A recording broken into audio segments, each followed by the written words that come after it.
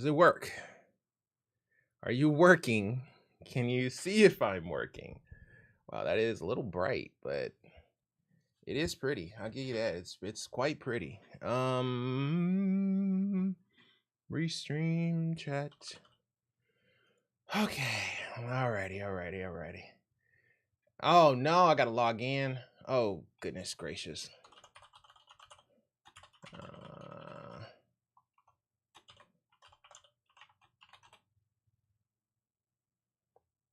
Oh god. Sorry, give me 1 second here. I can't see the chat. I didn't know it was gonna go down like this. Oh my god. Now I gotta show pictures of stairs. Really?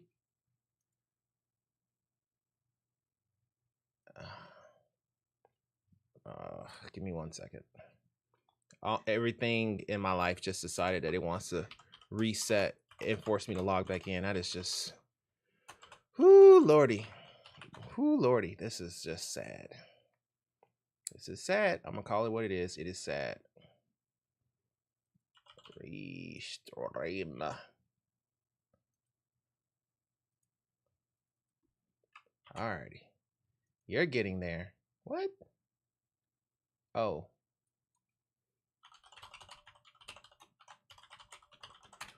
Whew. Okay. Enable. Okay. All right. So is that working here?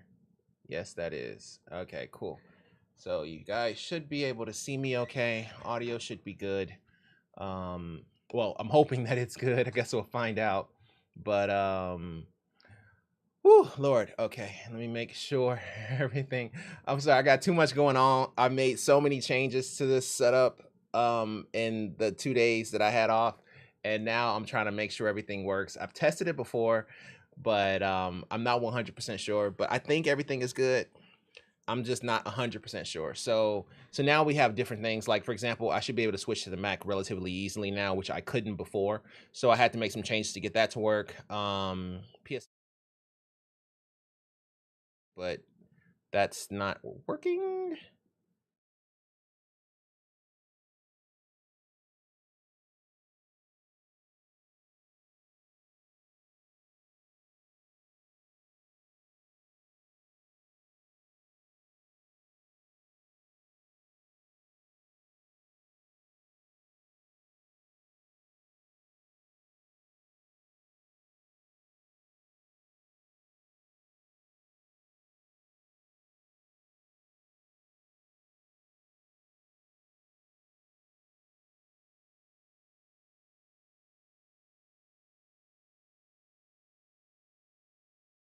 Chat.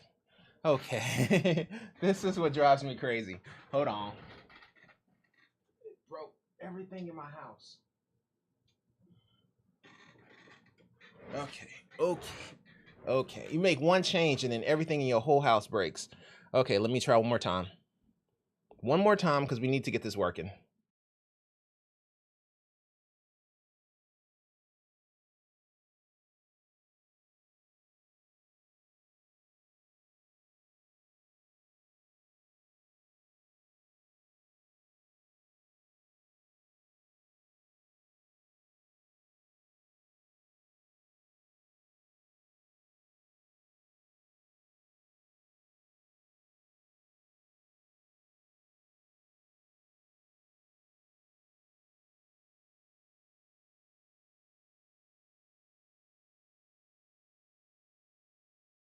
Out loud.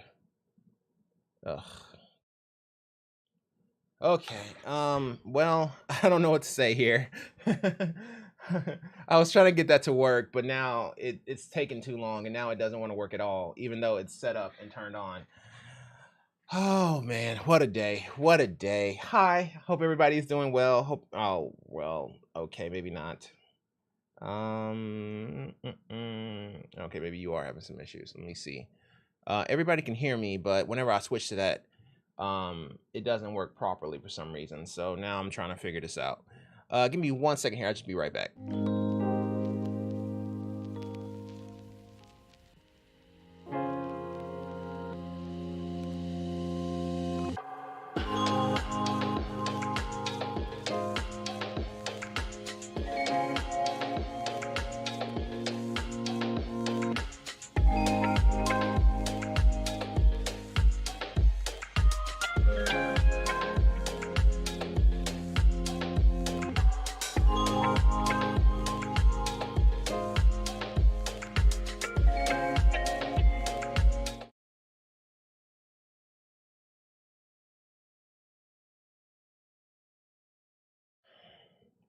Whatever.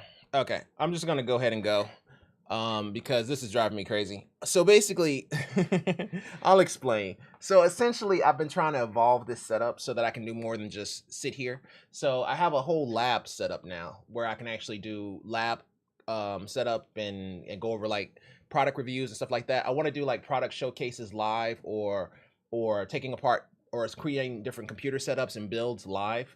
But in order to do that, my cameras all have to work. And what's happening is it appears that one of them is not in sync anymore because I had to reboot my computer.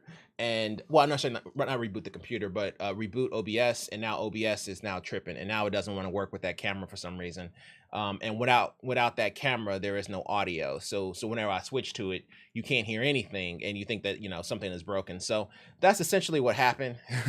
So I want to get it to work, but apparently it doesn't want to work with me. So we're just going to continue on with the show, and I'll just work on it. It's so annoying. It's so annoying. The more cameras you have, the more complicated things get. And now I have this camera, but this camera is great, and it gives me an excellent picture quality compared to what I had previously.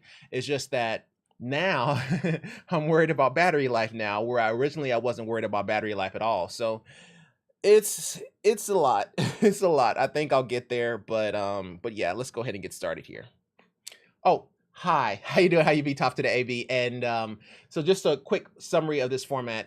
Well, we're gonna eventually get to a point where we can actually start changing it up throughout the day. So like for example, Monday may be like a product showcase as well as troubleshooting and chat and stuff like that. But that is currently under construction. That is in beta, and apparently beta did not work. So we're gonna move back to alpha until I can get that set up properly. But it's set up. It's just I don't know. Sometimes this is why I don't like Camlink, because Camlink, it loses connectivity very easily. But in any event, not either here nor there. As of right now, it is currently under construction. So we're just gonna continue on with the show. We do technical support, any topic, it doesn't really matter. And then on weekends, I'll probably start doing gaming support. But we'll see. We're kind of going along as we go. We'll see how that happens. But let's go ahead and get to the helping people. So let's see here. That looks good. Okay, cool. All right, so a lot has happened in these 2 days. So much has happened. Good Lord. One, I have like 94 karma. When we left over the weekend, when we left that Friday, I had like 50 or 60. So it looks like I'm doing pretty good here. Going ahead and doing a quick rundown. So Folded Meat. We'll just start with him first because I don't know why, but we always start with Folded Meat. So let me brace everybody for exactly what's been going on with Folded Meat. Okay. All right. So Folded Meat is a guy that we have been working for about a week now. And there have been different people in the chat, that have come in and helped as well, like Roblox and Beck and I and all that kind of stuff. So basically we've been working his issue for quite a while. And his issue is this. So he has Call of Duty Modern Warfare that he bought. It's been a while now. He's been working this issue for about a month. And so he opened up an issue saying that he had 10 to 20 FPS in game. And essentially what was happening is whenever he starts, just gets into Call of Duty or when he starts a match and points at somebody, his frame rate dips to like 10 frames per second. And so he was trying to figure out exactly why that was happening. And so basically we basically tried everything under the sun. We've uninstalled, reinstalled drivers. We've tried to try different drivers, older drivers, newer drivers. We tried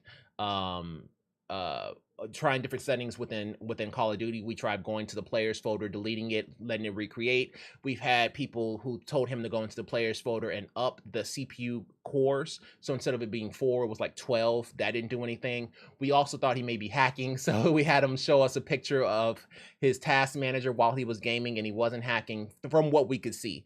And then on top of that, he also uploaded videos. Since then, he's uploaded a video of what's actually happening. And in the video, he actually showed us his settings as well as his task manager settings, and everything looked perfectly fine. Everything looked normal. All of his settings were on low. So all of his graphical settings, everything was on low. And then we didn't see VSync, so we asked him about VSync, but VSync was actually off as well. But he was still getting 10. He was getting 10 in the actual menu before the game even started. He was getting 10. So that was the first problem. And then before the game even started, he was already at 10. So we were like, okay, we came up with this idea maybe it was like Friday or Thursday, and we were like, hey, why don't you try this? why don't you go ahead and uninstall the software and just leave it uninstalled? Okay, so basically uninstall the NVIDIA drivers, reboot the computer, right? When the computer comes back up, then go ahead and try to log in. And so we tried to we rebooted the computer, and then we logged into computer, and then we checked his settings. And then what was actually supposed to happen is once he uninstalled the graphics driver, what was supposed to happen is that Windows was supposed to update him on his newest driver and just put in a default driver, no GeForce Experience, no Reflex, no nothing, and see exactly what happens with Call of Duty. Because Call of Duty shouldn't kick him out at that point. It should just, you know, load. Now his frame rates may be lower, but anything is better than 10, right? So we tried that, and he actually gave us a reply back. So we'll start with that first. And let me get to that. All right, so let's see. Let's check the chat here. All right, so just to give everybody an update, so basically he said, I'll test it out when I get home. If that doesn't fix it, should I reinstall the newest driver or the recommended driver? That was on the 13th, and I was like, hey, I'd go with the recommended driver with upgrade to the newest if it still doesn't work, but give it a chance with the Windows driver, and be sure to record the screen and send it to us so we can see what happens with the default Windows driver. Also, there may be some files in temp if DDU didn't already take them to the dark side. And then he says, does downloading the shaders do something because I had to reinstall it? And my game runs surprisingly good, as in 60 FPS. So we fixed folded meat, which is the best thing ever. Oh no, give me the crying emoji. I need this. Hold on. How do I don't know how to do this. I'm sorry. Oh, forget it. Oh, I maybe just click on it and hit add. I don't know. I don't know how to do that. Now I think I broke it. Did I break it? I feel like I broke it. How do I? You know what? Forget it. Let me just go back and then. What did I do? How do I undo this? Okay. Why did it take my whole screen? Oh my God. What is going on? It took my. Nice. Glad he fixed it. Yeah. I'm glad he did too, but what is going on with my. Oh my God. Refresh. I am not the one today. I am not the one. Okay, there we go. Okay, so yes, he was able. So we uninstalled the NVIDIA driver, installed the Windows driver, and once we did that, he was getting 60 FPS without any NVIDIA driver. And then he said, and there is this weird thing where if I install a new driver, the game runs at 100 FPS for one game, and it goes back to 10 to 20. Okay. Okay, we're just going to celebrate that we fixed it. One moment. LOL. All right, so yeah, so we're just gonna, hey Beck. So yeah, we're just gonna celebrate that we fixed it. So just a Windows driver, no graphics driver, we were able to fix folded meat. Okay. Now let's look at this issue. So now whenever he installs the new driver, the game runs perfectly fine and he gets his FPS for one game and it goes back to 10 to 20. So it appears that there's a setting inside of his NVIDIA drivers that causes the issue, and it's not the shaders that Call of Duty downloads. Okay, so without this, okay, so with the shaders, no GeForce Experience, everything. What does one game mean? Exiting game and restarting, or it joining a new game? The game runs at, well, he didn't show us. Oh, he was supposed to upload us a video. I'm wondering for one game. That's interesting, right? Because we saw that in the lobby that he was at 10. So yeah, we'll ask him. So okay, so with the shaders, no GeForce, no GeForce Experience, everything works correctly. Am I correct in saying this? So on to the issue. Could you give us a video of what's happening when it gives you 100, then tanks back to 10? It appears there is a setting in GeForce Experience that is affecting your FPS. may have to go into each setting and disable it.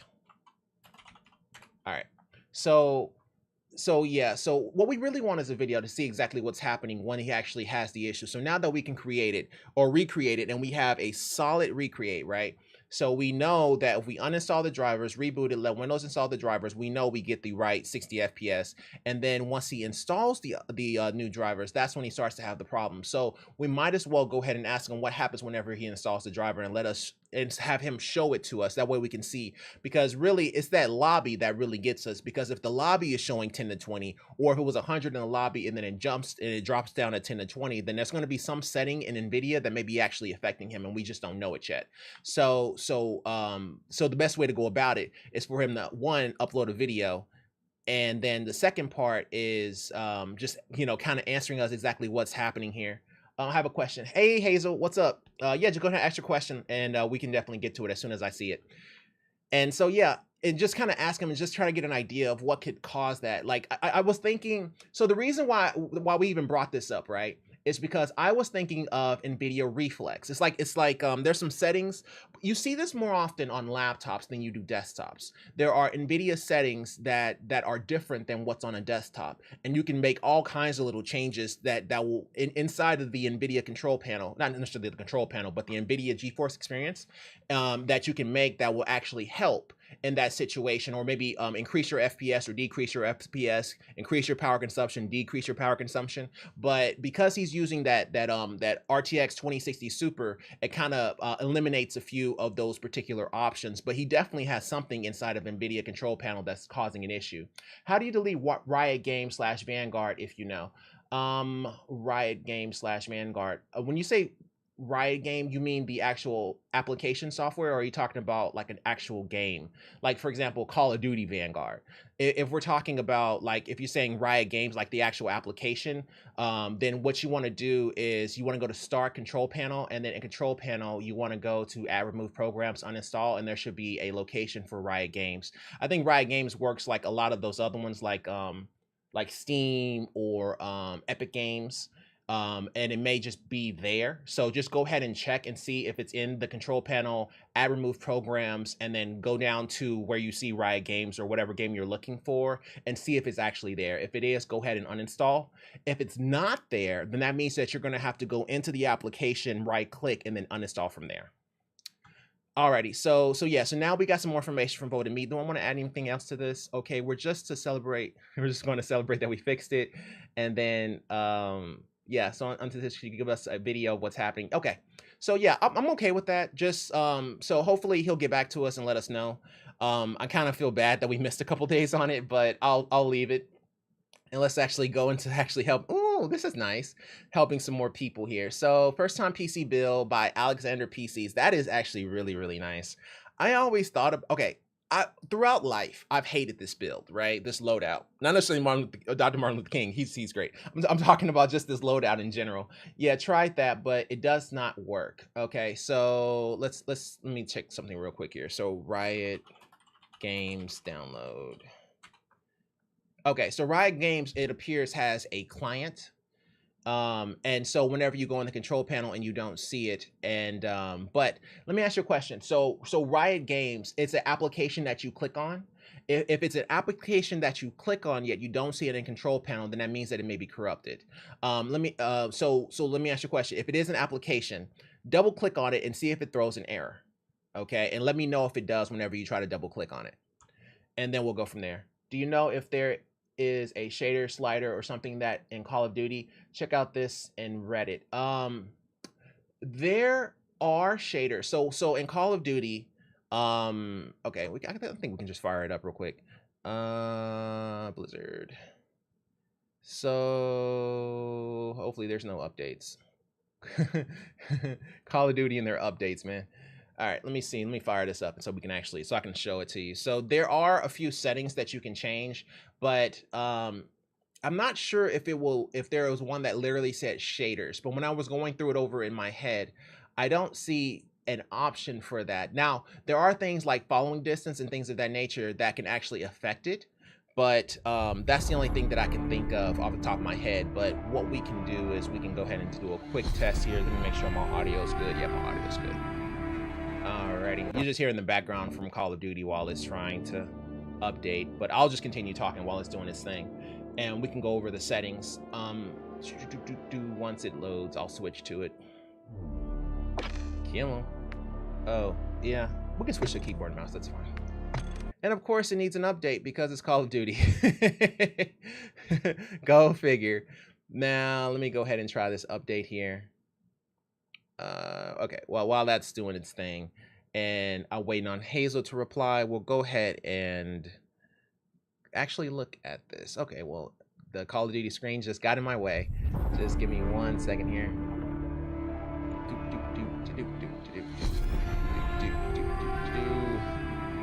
Come on, Call of Duty, you can do it. I believe in you.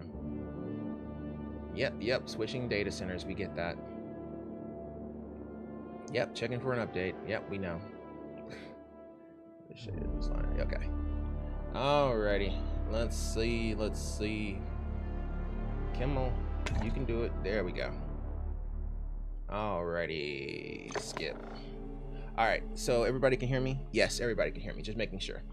Alrighty, so Call of Duty, so in the settings and then on the quick settings, so there are a few options whenever we get down to graphics. So if we go to quality, what you'll see, I think what you were actually referring to, Vec, is down here where it's talking about the estimated VRAM usage. There may be something more.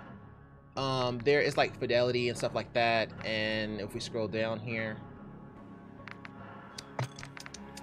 there is like allocated texture cache, but the only thing that I really saw that it was affecting was like stuff down here. But what the thing is that once you set the quality presets, his quality presets was on minimum, if I remember correctly. And once it's set to minimum, all of his features will be set to that. And if he changes it, it'll go to custom. So I think that whenever we came over here, I think all of his settings were set to minimum, or it may show custom here. I can't remember off the top of my head. He may actually have to just give us a video so we can actually see it.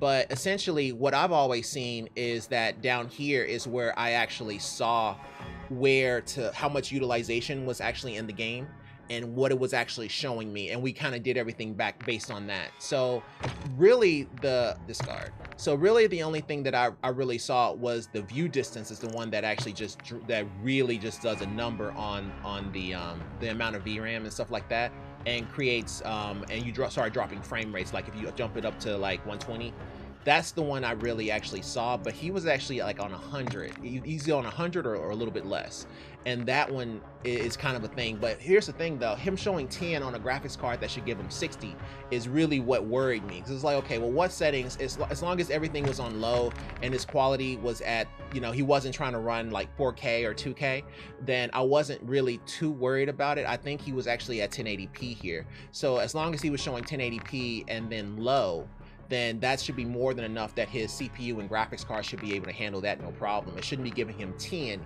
here. It'd be one thing if he was getting 10, like in the game or something like that. He was just sitting in the lobby and had 10, so that was what was really throwing us once he actually showed us these settings. But yeah, there may be something a little bit further down that, that actually has some type of detail or something that you can turn on, like for example, film grain or something like that. But it's hard to say. It really kind of just depends. We may be in a situation where we may have him go through all of his settings so that we can actually see what's going on. Yeah, it's kind of weird, his issue, but at the same time, I don't know too many people that have RTX 2060 Supers anymore. So it may just be something with that particular graphics card that's causing the issue. But let's go ahead and get out of here before I break all my settings and even I won't be able to play Call of Duty. All right, cool. So let's do this. All right, so we were looking at that picture and we were commenting on how pretty it is. I like the background, and that case is kind of interesting. I've never really been into the whole glass case thing. I always feel like my my graphics card would overheat every time I put it in a glass case. But I mean, the purple works for him, so I mean, hey, do your thing, man. Let's see what people say. Okay, those are his full system specs. Okay, that's a PC 011. That's a pretty big ass case. Could it be an application specific or global settings in NVIDIA? You know, where the application allows you to override graphics settings. It's a possibility. It's definitely a possibility. But see, here's the thing. When Windows installs the default drivers, it also installs the NVIDIA control panel. So I just don't see a situation where installing the NVIDIA drivers will make changes to the NVIDIA control panel itself. Generally, it only made changes to like experience, because if that was the case, then that means that people who who first install their NVIDIA drivers can have issues. I don't think it makes any changes to the control panel. Like if he was having issues with the control panel itself, it would have manifested as soon as he installed the Windows driver, the default Windows driver, which is like 456 or something like that. Whatever the default NVIDIA driver that he installs, it would have affected that guy too, because that guy still has a control panel. It just doesn't have GeForce Experience and all the fancy bells and whistles, but it does have the NVIDIA control panel. So it may not be doing something along those lines. So that would be kind of like one of those things we can check, but it's like way down on the list. So because it's like it's already there, and then you install the actual graphics driver, and then it updates the NVIDIA experience as well as some of the driver features, but it doesn't really hurt the control panel itself. Okay, so oh my goodness, he has DDR5 6000 SS. Oh my goodness, DDR 6000. Then he has a 2 TB SSD. Got it. So he has a 3080 Ti Founders. Nice build, bro. Wow, nice build, bro. That's actually a pretty nice build. I don't know how long I would have that, like this whole setup. Like I change backgrounds a lot, so I don't know how long I would have something like that set up. You know, maybe he's just doing it for like a whole Black History Month thing, but it's still pretty dope. I think that's Martin Luther King or Tupac or somebody, but it's still pretty sweet. Alrighty, let's go ahead and move on here. Alrighty. Okay, so we're gonna start with 2 of these. Okay, whatever. Still a work in progress, but an update from a week ago when I was asking for opinions on my monitor setup. Yeah, I mean, that's actually a pretty good monitor setup. You know, whether you want it left or right kind of depends on the way you kind of orient yourself, but I like it. It's a little frantic. You know, you got a lot of stuff in the way, like, you know, masks and stuff like that. It kind of gets in the way of the things that you want to do, but it's kind of interesting because it looks like that is actually Nintendo Switch. I thought that was the Steam Deck, and I was like, okay, it's kind of interesting to have a Steam Deck and an actual PC, because, you know, Steam Deck becomes super redundant once you have a computer. Unless you have plans on leaving and going somewhere, you don't even want to use a Steam Deck if you have a PC. Steam Deck, you know, that 720p at 30 FPS or 30 to 45 FPS is no bueno when you actually have a computer right there with an Xbox controller. I'd rather just use that. But overall, man, that is a nice little build, man. It's all nice and neat. Even though you have a bunch of stuff everywhere, it's actually pretty neat. This looks awesome. Yeah, man, this is looking really good. I wonder what those resolutions are going to punch him in the face. But outside of that, because I mean, like, if you look at them, there's 3 different types of monitors. So 9 times out of 10, they're all not 1080p. If they're all 1080p, then he's in really good shape. But if one of them is 1080p, one's in 2K, one's 4K, then he's gonna have a problem. But yeah, digging the build, bro. Yeah, digging the build, bro. Is that a Bible? Oh man, this man is going in. Digging the build. I don't even have anything. I don't even think. I'm trying to think of a joke, but I can't really think of one because this is just. It's just a lot. There's a lot going on here. Like, you know, he likes Legos. Then he has the Mask, and then he has the Dark Knight. So he has DC and he has Marvel. So I don't even know which way he's going because he hasn't picked a side yet. So until he picks a side, I don't have a I don't have a real good option to give him. But overall, pretty dope build. Alrighty, let's actually get to work here. Let me get something to drink real quick. So now that I have a lab over here, I now have all my stuff behind me, which is kind of interesting. But you know, I'll try to cater to it and get it set up properly. But it's still a work in progress. Plus, the product that I wanted to review, it did not come in. It actually came in, and they were like, "Oh yeah, we're going to cancel the order." Or not cancel it. We're gonna return the order because we didn't have a safe place to put it. I was like, how about in my hands if you knocked on my door? But apparently they didn't want to do that. So now I don't have the product that I wanted to review live and try to see how that works. But we'll get to it. I have the whole thing set up now. So, you know, except for the fact that the camera doesn't want to work. But outside of that, the whole thing is set up. Alrighty. So this is from Shooty Nader. Okay, sorry about that, my phone being stupid. This is from Shooty Nader 42. Shooty Nader writes, my Samsung TV goes black screen when I change to game mode on PC. Okay. Oh, that's some good stuff. Okay. I just bought a new PC for my new Q blah blah blah blah blah blah blah blah Samsung TV. When I connect it and go to game mode, the TV just shows a black screen. There is still some coming from the TV, but no picture. I fixed it by lowering the resolution on the TV, but that limits the resolution to 1080p at 120 hertz, which is actually really good. If I set it to 4K, then I am limited to 60 hertz. That's actually correct. And the TV is good for 144 hertz. I don't know about that. I even bought a new HDMI 2.1 cable just to be sure. No, I don't know of a monitor, like a TV that will give you 4K 144 hertz at 4K. Nah, bruh. Nah, bruh. I don't know about that. Full specs.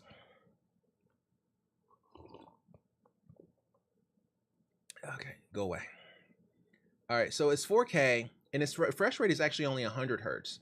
Screen size is a 75-inch. I've never heard of a 75-inch 4K actually giving you that kind of resolution.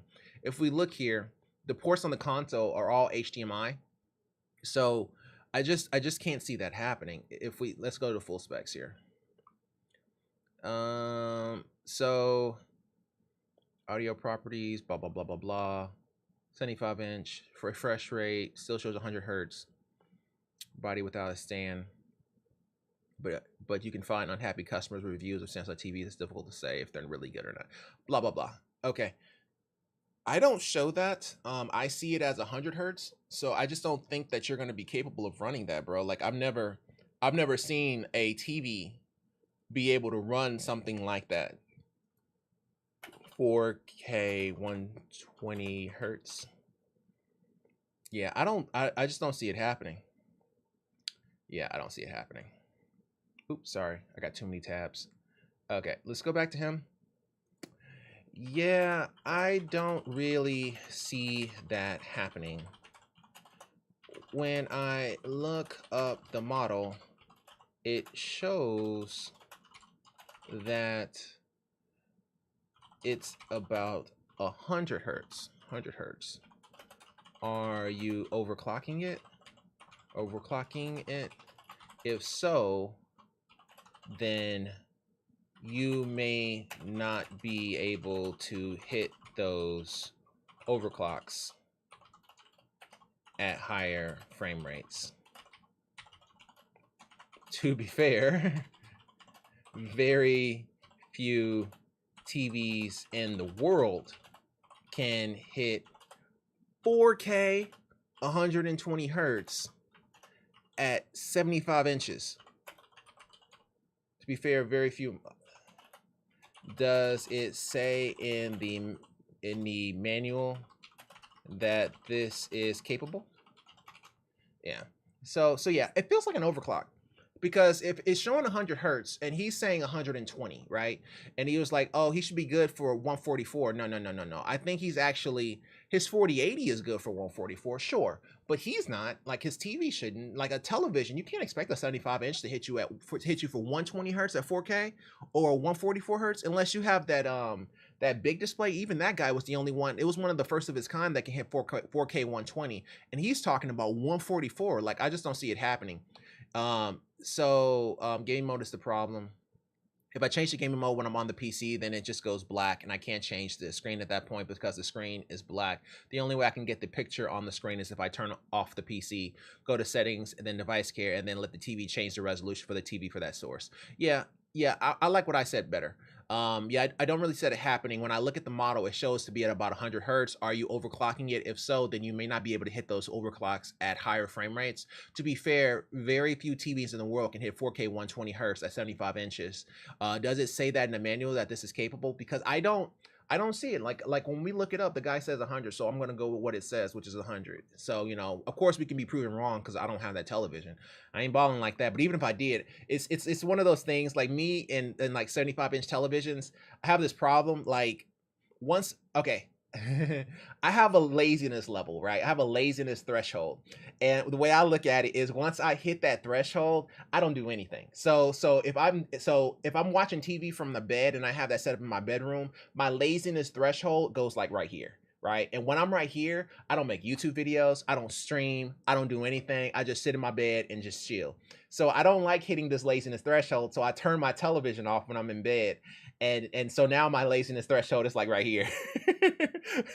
And so that's the reason why I don't mess with 4K 120 75 inches. Because if I had something like that, like a 75-inch television that can actually display 4K 120, like I would just sit there and play video games all day. I wouldn't do anything. I wouldn't go anywhere. I wouldn't try to change my videos. I wouldn't try to set up a whole freaking lab so that we can try and test products. Like I wouldn't do any of that. You know, I spent my whole freaking weekend getting all this stuff set up, and the cameras that I purchased, oh my God, you know, and not being able to do all that would actually affect me more. So that's the reason why I don't have those kind of things. But you know, 4K 120 on a 75-inch is still kind of crazy. So like, I don't know, bro. Like I don't know. Unless you pay like $3,000 or $4,000 for that television, I just can't see it. But you know, to each his own. I guess they'll let us know. Okay, let's go ahead and go to this one here. Is this a repeat? This is a repeat. All right, so this is from Wardo 106. What up, gentlemen? I just had a 4090 in my Revolt 3 case, and it isn't going to cut it. Has anyone seen an awesome case for this GPU yet? It doesn't have to be tiny, just simple. Would love a handle on the top. Okay, so this is a guy who wanted a handle on his PC case, but still wanted to run a 4090, an ITX build. And we were going over the ITX builds, and the only one that actually came to mind was the Meshalicious, I believe. I don't know if there's any there. Okay. There is another. It's the Velka 7, or the biggest Velka. Does have a chance of running this, but at the same time, if you put it in that Velka, well, I'm not so sure because I've never had that particular case, but that is an option. It does come with you can actually get an attachable handle. So I did want to let him know that. I actually saw that over the weekend. Mesh is licious, but at the same time, there is no handle, but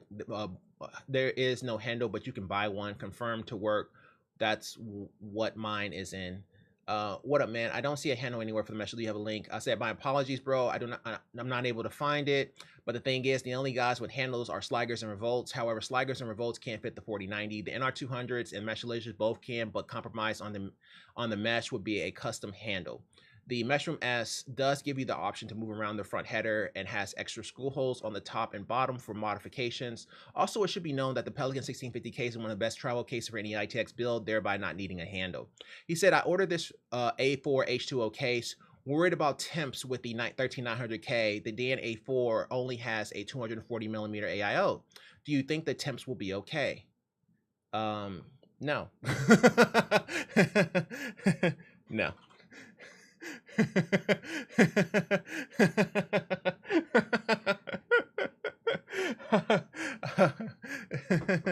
I'm just gonna tell you right now, no. Okay, so let's explain what he just said and why I said no. All right, so he said he wanted the Dan case H2O, right? H2O SFX, all right? So the Dan case H2O SFX actually has its 240mm on the top. So if we go, that's the lean Dan case, yeah, that's it. All right, so this is the guy, right? So it's a 3-slaughter. Can it fit the 4090? Yes, but that isn't really the question. The question is heat generation. And so the actual 240mm is actually across this top right here. So it goes across the top, which is fine, which is great because the heat just kind of, it goes right up to the top. But the thing about it is he has a 13900K. That guy is a sauna. And then on top of that, he has the 4090, and the 4090 is reverse. So he has the Founders Edition. So the Founders Edition, it actually has a fan on the inside and then one on the outside. So it's actually trying to grab air from the inside, but he has no fans. So all he has is the 2 exhausts at the top. So he has no way of pulling in fresh air except from the other side of the panel. So, but at the same time, there's things that may actually be in his way so that he may not be able to actually get any kind of airflow, particularly the power supply. So I don't think, I think it's going to be quite a toasty case because its brother, the Dan case A4 SFX with the 3090 XC3, who's also a hot card, would also have a problem, would also have the exact same problem. That's the reason why I'm telling him no. Where was he? I think he was like here. Any suggestions? No. Did I already replied to him, right? Yeah. Okay. No. So we'll edit it. there will be some issues here. There will be some issues here, mostly because you have a FE card. That guy likes to pull air from the inside of the case. But this is difficult as most of the time it's blocked by the power supply. It's blocked by the power supply. So in this case here, so your temps may be quite high, but the 280 is okay for the 13900 KS.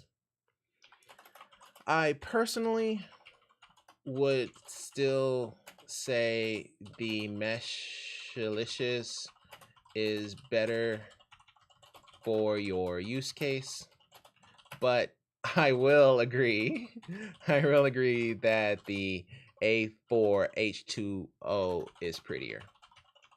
So he's the only one who can do that. No one else can, okay? And the reason why he's the only person who can do that is because he's one of the only people who has the Founders Edition 4090. Like, no one has that card. Unless you actually are a reviewer, you mostly don't see that card. Like, mine is the Gigabyte, and that's only because I went to Micro Center. But if you don't have like a Micro Center or a computer store, you're never gonna see this card. Like, the chances of somebody having the Founders Edition card is so rare. So it's just him. So, but because he has the Founders Edition card, he can put it on kind of crazy stuff. He can put it in whatever card, whatever 3-slot, chassis that can supports 3 slots, but at the same time, his car can also overheat because he has one fan that's literally on the opposite side. So that can create some problems, especially when it comes to airflow for the GPU. So, you know, there's a couple ways you can go about it, but it's okay. By couple, I literally mean 2. I mean meshlicious or the you can go A4H2O, something along those lines, but that's pretty much it. You don't really have a whole lot of good options when it comes to ITX whenever you have the Founders Edition. Now, when you have some of the other ones, the ones that actually blow and they all blow outward, now you can do some kind of interesting things because at least they're all outward and going out towards the actual air and pulling in good cool air, as opposed to like recirculating heat from the inside of your case and being suffocated by the power supply. So, you know, to each his own between the 4090s. The bigger 4090s, the actual non-Founders editions, are actually just bigger cards, but at the same time, they're at least all their fans are going in the same direction. So whatever, but yeah, I hope that helps them. Wardo, keep us posted, bro. All right, Morty. All right, so this is from C. Oh, that's nice.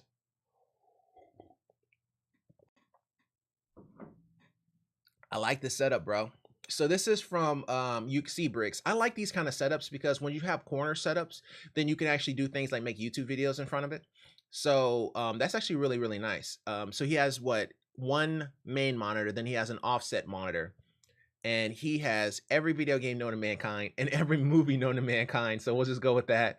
I like I've never actually got into race car games. I've always wanted to, but my thing with race car games is like, I don't know, I just never considered driving cars to be fun. Like, when I think about just driving cars in general, like going to work and stuff, like I don't see that as fun. I just see that as something that I do. I never look at it and be like, oh man, I would like to do this professionally. I just want to get some gas and go home. That's the way I looked at cars. I've always looked at cars that way. I've never really been into cars. Like, when I was growing up, I used to trade my skill set for somebody else's skill set. So if my car broke down, I would trade somebody like, hey, I'll fix your computer if you fix my car. So that's kind of how we did it when we grew up. Like, we just traded skill sets. So I never actually got into the whole car industry. So for me, playing car games and stuff like that just kind of went right over my head. I feel that same way about basketball games, but I know a whole lot about basketball. So I don't know. I'm kind of weird like that. I would like to get into car games because I like the whole setup. Like, whenever you can you know, play video games and like sit in like a cockpit, you feel like you got the whole bucket seat and the whole 9, like that would be pretty sweet. But you know, it is what it is. I'll leave it alone, but that is a pretty sweet build. I like the Joker poster. I have a display poster with Vegeta, but like it's broken. I want to put it back over here, but if I do that, then some of the noise dampening foam would have to come off, and I don't really want to do that. But nice corner. Holy crap, nice setup. Yeah, that's a pro setup, man. That is insane. That is an insane setup, bro. Time to time to make YouTube videos in front of it. LOL. Hey man, that's literally your next step. When it's something that's that nice, it's time to make videos, bro. It better be about gaming or movies or tech or something like that because I feel like it's coming. Oh, okay, cool. He has some more pictures. Oh, I like that keyboard. I'm trying to actually get a different keyboard because this one here is well, this one isn't loud, but it's wired, and I need it to be wireless so I can switch between the whole lab setup that we have going on here. Oh, he even has a right picture. Okay, that's nice. Okay, so he has a PlayStation VR too, and a new one is actually getting ready to come out, which is pretty sweet. Oh, look at that. It's all white. And it's not okay, so I like this. I like a white glow as opposed to like red or green or blue or purple because I get tired of colors. But this white, this all white with the white glow on the memory, that is fire. And on top of that, look at his cable ties. His cable ties are white and they're all perfectly aligned and connected. Good lord, this man put in some work. Do you hear me? He put in some work. That is beautiful. Oh my God. Good Lord have mercy. Did I say anything funny? He deserves it. And the same time to make your YouTube videos in front of I ain't lying. It's time, bro. It's time. There's no point in stressing it, bro. It's time for you to start making YouTube videos and showing people this. This is crazy. And it's all white, bro. Like my case is it's just a case. Like I don't have any colors or anything. But that is fancy, bro. Congratulations. Good lord. Oh, ROG Q code G. Okay, so let me go ahead and get another swig of this green tea. Remember, if you have any questions or issues, be sure to put them in the chat. I should be able to see them pretty quickly. Alrighty, this is from Waker PT. Waker writes, okay.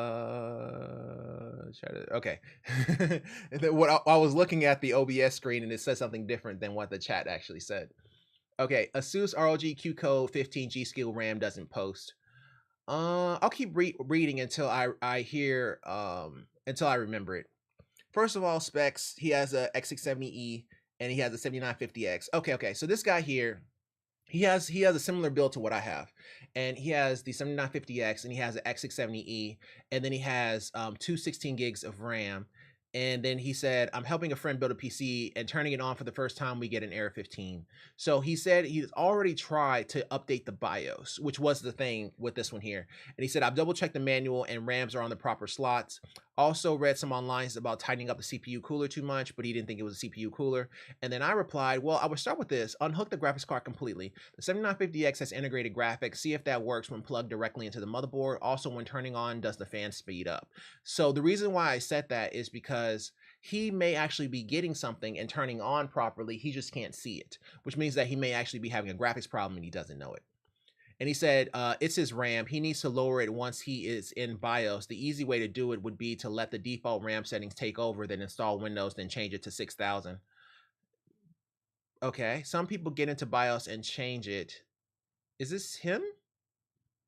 It's his RAM. Okay. Oh no, he didn't. Okay. This is clear replying to me, but he's not the original poster. He's saying it's his RAM. The easy way to do that would be to let the default RAM settings take over, then install Windows, then change it to 6000. Some people get into BIOS and change it to 6000 first and install Windows. Problem is the 6000 might not boot. The default settings for 3600 or 4800 will be more stable and let him install Windows. No. That's not right. So whenever you install, well, okay, first off, it doesn't actually take you to 6000 off the rip. Whenever you have this type of memory, because I have the same one, and it doesn't take you off the rip right off the bat and put you there. If it does, it'll take you in BIOS and you can change it back. But mine had the option of going to the higher speed, but it actually started in the lower speed. But at the same time, he said we've updated the BIOS using the Asus flashback utility. And he said I've double checked the manual and the RAMs are on the proper slots. Stick and RAM, we both tried that slot and still no luck. So okay. So with this here, there's a possibility that if he resets his BIOS, it may work. But he said it never booted. I never touched the BIOS. Okay, so not saying you did. It's more of a problem with the lower speed RAMs and QVL stuff like 5200. Oh, I see what you're saying. I should do that once again. I get into BIOS so it doesn't act up later on. Okay, he said, yeah, once you're in BIOS, see the option, blah, blah, blah. Cleared CMOS using the built-in button, still doesn't post. He said, what is the Q code? Who is this guy? Oh, he just started. Oh no, he has more karma than me. So, yep, error 15, orange LED. How does it stay at 15 more than 20 minutes? Is it still 15? What is the Q code? Is it still 15? More than 20 minutes. At 15 minutes, try pressing some keys like escape, blah, blah, blah, blah, blah. Clears CMOS using the built-in button, still doesn't post. Okay. All right, well, okay. Alrighty. Sorry it took off the weekend. Let me get into this. So you never get into BIOS. It never posts. It gives you a orange LED, cleared CMOS, but it still doesn't post. Oh, I see what you're saying. But he never, okay, because the dude countered me, he never did what I told him to do. So you never get into BIOS, it never posts. It gives you an orange LED. Correct. Now, question. Does the PC power itself off? I still need to know whether you get a BIOS post with the graphics card unhooked. Yeah, because you got blown up. You got blown up because, okay, so I asked him a very solid and made a whole lot of sense question. I said this. I said, okay, you're having a memory issue and you cannot see it and you have no picture. Okay, cool. You said you've already tried to update to the most latest BIOS. So I said there's a possibility that you don't have a picture because you can't see it, not necessarily because it's not posting. And so this guy blew up my whole argument and said, no, he has a RAM issue because he said RAM 80 times in his actual post, therefore it's a RAM issue. So because of that, the original poster went with the RAM. So I don't want that. I want him to actually go with the graphics. But it's actually only showing our conversation. So it's a possibility that somebody else may have said the same thing. Now, does the PC power itself off? I still need to know whether or not you get a BIOS post with the graphics card unhooked and just plugging a HDMI/display into your monitor. Okay, so I still need to know this. He hasn't proved anything to me. So let's do this here. Let's go ahead and refresh and let's see what everybody else said. All right, so let's go to 19 comments. Fans, okay. Oh, okay. So it turned into a whole post off of me. Okay. So he said, fans do speed up, but I don't think the GPU is the issue at this point. It doesn't even get into BIOS due to error 15. Fans do speed up. I've also tried connecting the display port cable on both the GPU and motherboard. Still no luck. That is okay. When somebody says that and they didn't say it the way that you think they should have said it, you know, you kind of just have to leave it alone, because what he's saying is I tried to plug the display cable in the GPU and motherboard and still no luck, but he didn't actually say whether or not he tried it into the GPU, removed the GPU, and then plugged it into the motherboard and still no luck. You see what I'm saying? So what it actually sounds like is that he tried it in the GPU and then unhooked it and plugged it into the motherboard and still no luck. So he's not even trying to do what I'm asking him to do. So that's the reason why I'm just gonna go ahead and disregard it. It never booted, blah, blah, blah, blah, blah. All right, hey, I also have, he's, okay, so that was clear and him talking. I appreciate your help. The motherboard is more than stock though. It was never booted before. I made no modification to BIOS whatsoever. Since it never posted in the first place, not even peripherals get power. Oh, never mind, I think there's a button on the back according to the manual. I'll still give that a go and update with my findings, if any. Was expecting clear CMOS by clicking the button, does nothing, still error 15. What LED is up there in the error code orange? Okay. Where did I leave off? Okay, let's make a quick change here. Let me get into this. So you never get into the BIOS and never post. It gives you an orange LED, correct? So there's no point in going this route because he doesn't look like he wants to obey this altogether anyway. So I'm not even gonna go that route. I'm gonna try something else. What if you only install one stick of RAM? does try in the primary slot, then swap to the other stick and see if the error 15 code goes away. All right, so we'll go with that. All right, so we can't push the graphics issue because I really don't think he's gonna do it. And then so let's go ahead and switch it, and let's play RAM like everybody else wants to play RAM. So if everybody wants to play ball with RAM, we'll play ball with RAM, and then we'll go with the swap to one stick, plug it in, swap to the other stick, plug it in. I still stand by what I said though. I believe that there are certain occasions where people say, "Hey, I'm getting a problem with I can't see my screen; it's not booting." And then on top of that, you know, I think that it may be because of my RAM, so on and so forth. And the issue actually being that the fact that the graphics card itself may be having a problem, or the graphics card itself isn't set up properly, or it's unhooked or something along those lines. And because of that, they don't actually have a picture. So that happens a lot. So I stand by what I said, but I stand by what I said on this one too here. So we'll see what happens, but you know, it is what it is. It was a couple days. So yeah, that was 3 days ago. And then he updated us 15 hours ago, so he'll probably see this again. So we'll see what happens. But yeah, interesting one. Okay, have we seen this one? I feel like we have. Yeah, because I couldn't think of what to say. Okay, so we already did that. I feel like we already went through these. Why do I feel like I skipped something? Display monitor not working. Okay, so we were at the end of group 1. All right, cool. Close group 1. Okay, there we go. Now we're looking better. Okay, I still got tea left. And it's only 8 o'clock. We're doing really good on time. Okay, cool. So group 2. Make sure y'all can still hear me. Cool. Hey, let me check. Let me check. I'm gonna do something real quick. Just give me 1 sec. I just want to check and see if my lab thingy is set up right. No. It's still not set up for some reason. Okay, whatever. Let me turn it off then if it's not set up. Hold on.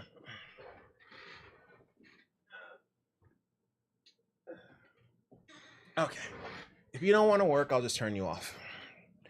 I'll get back to it later. Okay, so this is from Dividano. Dividano writes, display on monitor not working. Hey everyone, bought new laptop and new monitor. When connecting them with HDMI cable, it doesn't work. Okay. Laptop screen keeps resetting and nothing happens, and everything freezes on laptop for a moment and it happens all over again. When connecting this laptop with TV, it works. And when connecting other laptops with this new monitor, it also works. Any ideas on why it doesn't work? Yeah. Okay, this feels familiar, but he only has one reply and it's not me. So so obviously it's new. Bought new laptop and new monitor. When connecting them, the HDMI cable, it doesn't work. Laptop screen keeps resetting and nothing happens. Okay. More than likely, the resolution of your laptop is higher than that of your monitor. Wait a minute. And vice versa. And vice versa. Hey gamer, what's going on, bro? Okay, bear with me on this one, right? Because the reason why I was saying, okay, one has a higher resolution. So either the laptop has a higher resolution than the monitor or vice versa. But the reason I'm saying that is for one reason and one reason only. It's a possibility that he's in mirror mode. So, in other words, your settings are set to mirror and the TV is unable to display the resolution. If it's in extended mode, hey, oh my God, how have you been, sir? I haven't seen you since the beginning of time. I am so glad to hear from you, Hope everything is going well with the fam. Updating we fixed folded meat. We fixed them today. And he ended up, so us telling him to uninstall the graphics driver and then installing just the Windows driver, letting Windows driver install actually resolved his issue.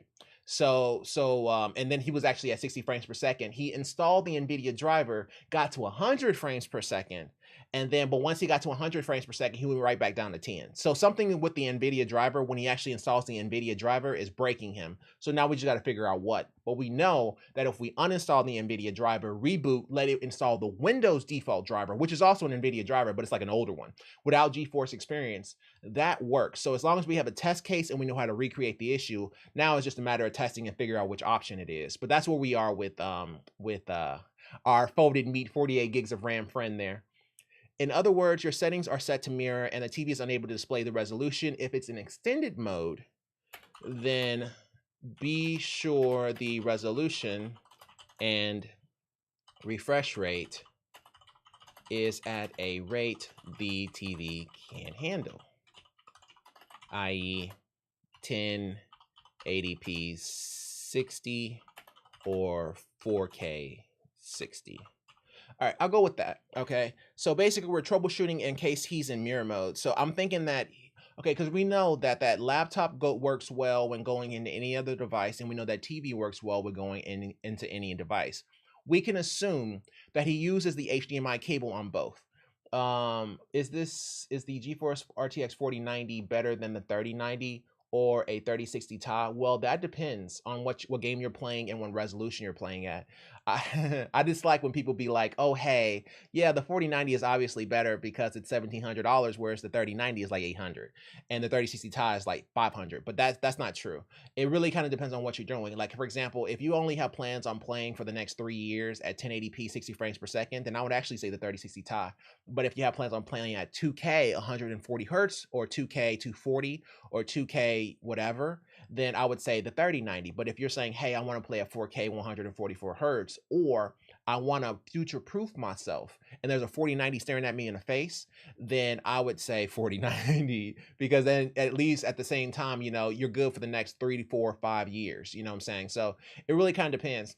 So let me know. The better question is, what monitor do you plan on running for the next 4 years? And I can tell you what graphics card. Tell me the monitor that you want to run as well as the games that you want to run, and I'll tell you exactly which graphics card is better.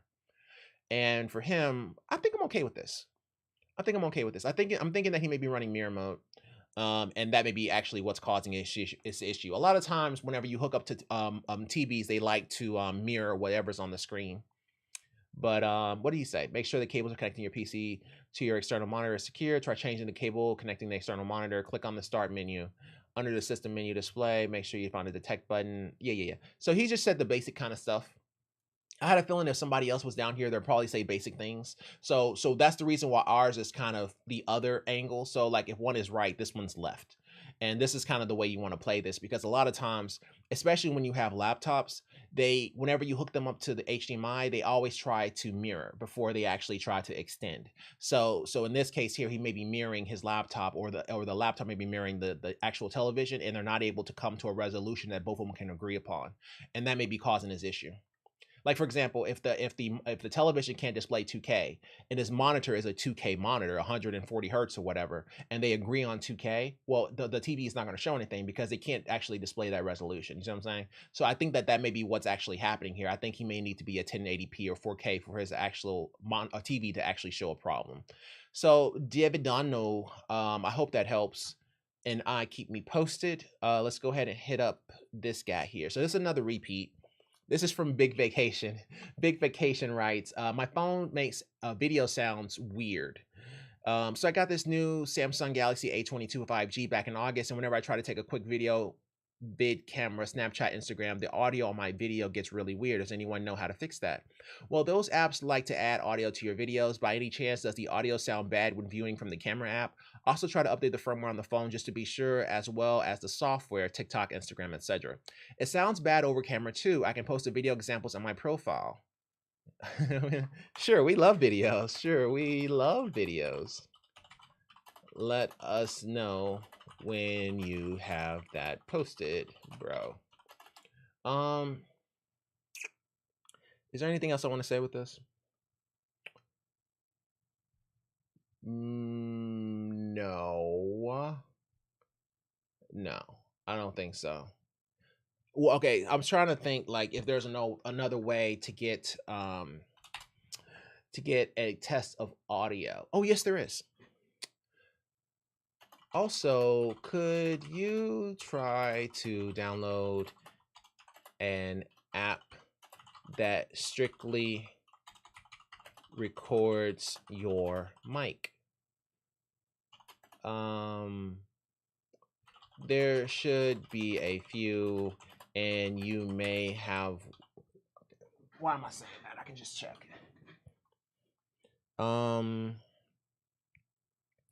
I don't think I don't think a camera is the only way you can check the mic settings. So you should just have an app that literally just says microphone. Microphone. Okay, maybe you don't. Okay, fair enough. So I'm just checking here to see if y'all can see this, can't y'all? Yeah, y'all can see it. Okay, so let's see. What is it called? Google Play? That's how long it's been since I've been on one of these. Play.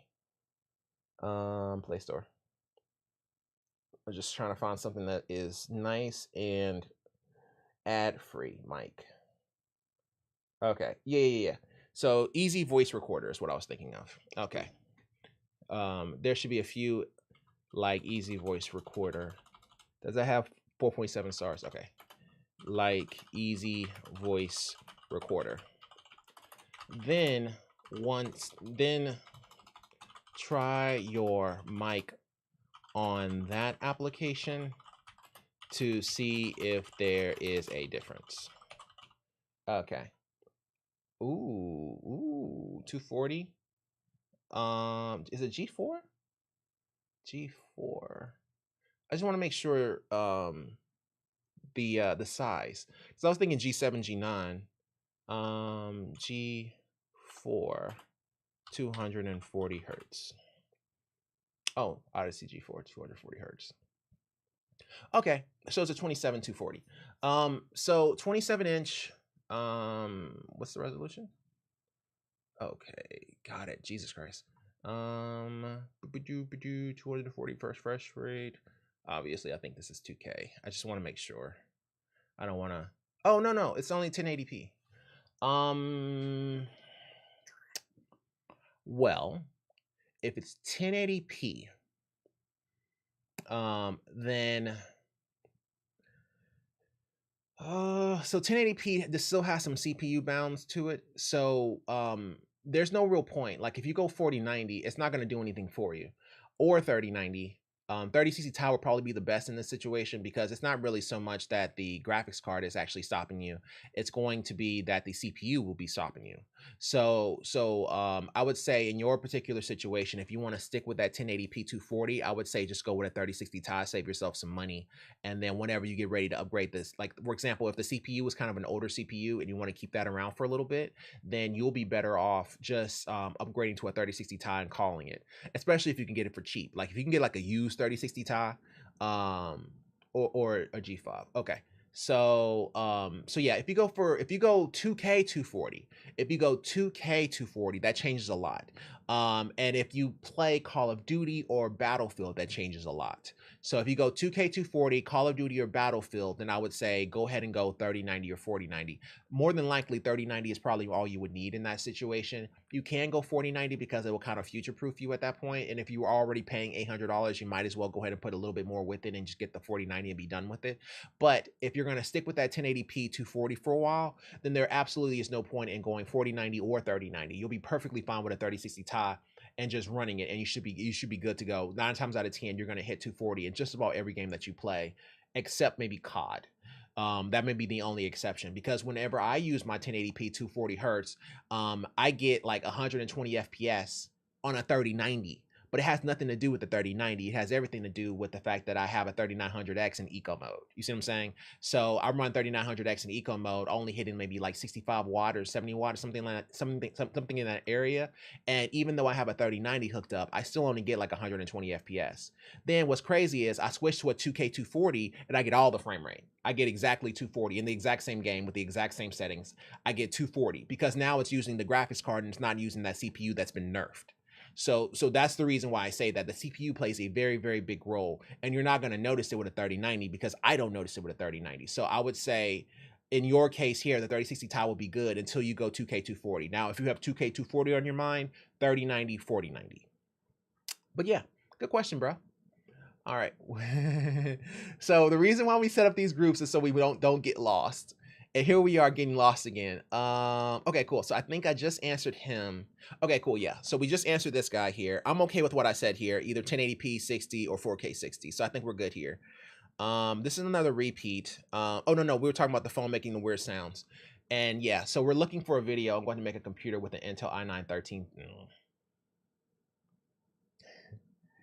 Go big or go home. Okay, here's what I say about the 3090, right? And you're talking about somebody who has a 3090 XT3. If my lab was working, I could show you what I'm talking about, but my lab isn't working currently because my camera doesn't want to show a picture. But by tomorrow, it'll be fixed. But what I'm getting at is if you're gonna go 13900K or 13 something, and you're gonna go 13 Gen, and you're kind of going all in, then I don't see a point in going all in and not going 4090, right? Because you gotta look at it like this. Nobody buys the 4080 or the 4070 Ti. Nobody. Okay, 3090. If you decide to go in on that, if you buy a 3090 used, you're probably going to pay somewhere between $600 to $1,000, depending on which one it is. If it's the XC3 and you're trying to make an ITX build, you're going to pay somewhere around $900 to $1,000, right? So it's like, okay, well, if you're already going to pay $800, then you might, if you can find a 4090 reference, like for the actual list price, then the list price is around $1,700 after taxes is right at $2,000. So but at the same time, you're already buying an i9 13th gen processor, which means that you're probably going to go 2K240 in the future anyway. You might want to future proof yourself, because I'd hate to buy like a 3090 and then need to upgrade anyway, you know, then that, and I don't want that for you, because it's like, okay, well, here's the thing. If I save up, you know, another $700, $800, $900, I can just go 4090 and I'll be good for the next 3-4 years. You see what I'm saying? Because that 4090 is so much better than the 30 series. It is like 40 to 50% better. It's almost like that 1080 Ti from way back in the day, and what it actually did and how it revolutionized gaming. The 4090 feels the exact same way, and how it revolutionizes gaming at 4K and gaming at 2K and really high frame rates. So that 4090 is golden. So I would say if you're already going to go 13 gen, which means that you're already looking at shelling out the money, the 4090 is probably the better way to go than an older 3090, especially if you have plans on upgrading everything. Because most of the time, if somebody's saying, hey, I'm going to go Intel 13 gen, they're not going to stop there. They're going to go full-blown full steam ahead. They're going to go all the way in. They're not going to go halfway in. Now, if they're saying, hey, I'm going to go i7 or I'm going to go i5 or something like that, then you can kind of hold back a little bit, but you're going all in, bro. So if you're going all in, then I can't recommend a 3090 for you, because there's really no point at that point. It's better to go just 4090 and kind of save yourself, so that, you know, 2 years from now, 3 years from now, the 4090 will still be an excellent card. You see what I'm saying? On top of that, you're already kind of future-proof. So if 4K 120 comes out, or 4K 144 or something like that, and you want to upgrade your monitor, you're perfectly fine. Whereas the 3090 would die. So I guess it wouldn't die. It's just that you'll be running on medium settings for a very long time. Whereas 4090, if you like eye candy, you can go all in on 4090. Like what you just saw there with COD, and saw my frame rate in the actual screen, that was with the 4090. So I would say the 4090 is a really, really good card. It's an excellent card, actually. It's just that price point and the fact that it doesn't fit in most cases. That's really the only bad things about it. But if you're going 13 gen, just go all the way in at that point. So, big vacation. I hope that helps. I think we already saw this. I feel like we did. Nice corner. Yeah. We already saw this. I found a 4080 for 1200. You're going to find a lot of 4080s for 1200. Well, I'm not sure for 1200. What's the actual retail price of the 4080? Micro Center RTX 4080. I mean, it's not that the 4080 is a bad card. Why would you show me? Why would you take me to NVIDIA, bro? I literally typed in Micro Center. MSI. No. Okay, so 1500. You found one for 12. Okay, this is obviously not the right price, because if that was the case, then nobody would buy that. They'll just buy the 4090. So if you found it for 1200, that's pretty close to MSRP. RTX 4080 MSRP. I just want to make sure I didn't miss it. I think it's 1199. Okay. Yeah. So the MSRP of the 4080. So if you can get a 4080 MSRP, and you know a 4080 is also kind of hard to find. The 4070 Ti's are all over the place. The 4080 is also a really good card too. So you know, but I'm the type, if I'm already at 12, I might as well go all in. You see what I'm saying? That's the thing about the 4080. If the 4090 pops up, I'd go for that. But 4080, if you can find one, that'd probably be okay too. So 4080, 4090, they'll be okay. 4090 has a little bit more longevity than the 4080, but they're both really good.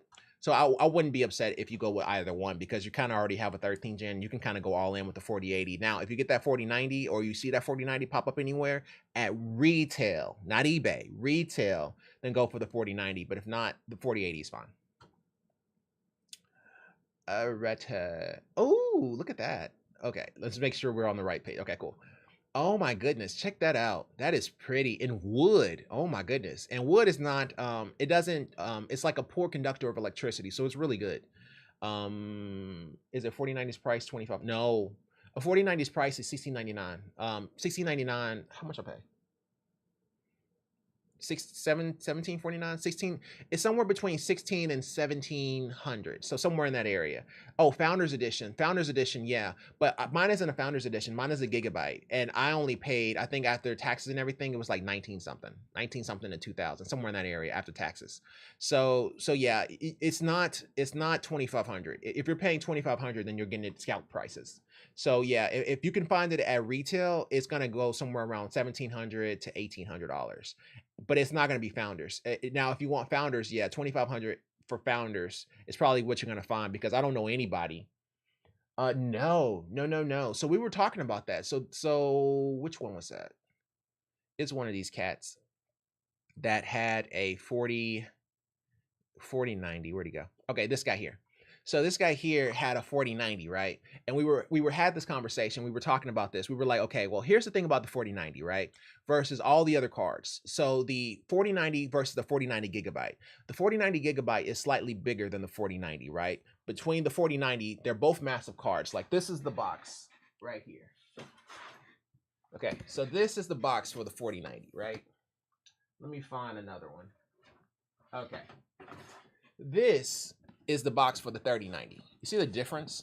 If I don't drop them. Okay, there we go.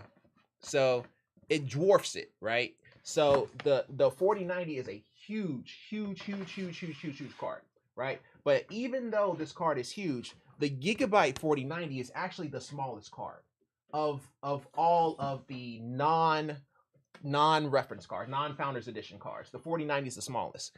So it's like, okay, these cards are freaking huge. So no matter which case you're dealing with, you're going to have to make some concessions. But they're both really big. Now, take that in consideration. The 4090, the reference, is actually the smallest. It's even smaller than the Gigabyte, right? The reason why I bought the Gigabyte because it's small. But the 4090 reference is even smaller, which means that it can fit in nice form factors. Like, for example, he almost got it in the Revolt.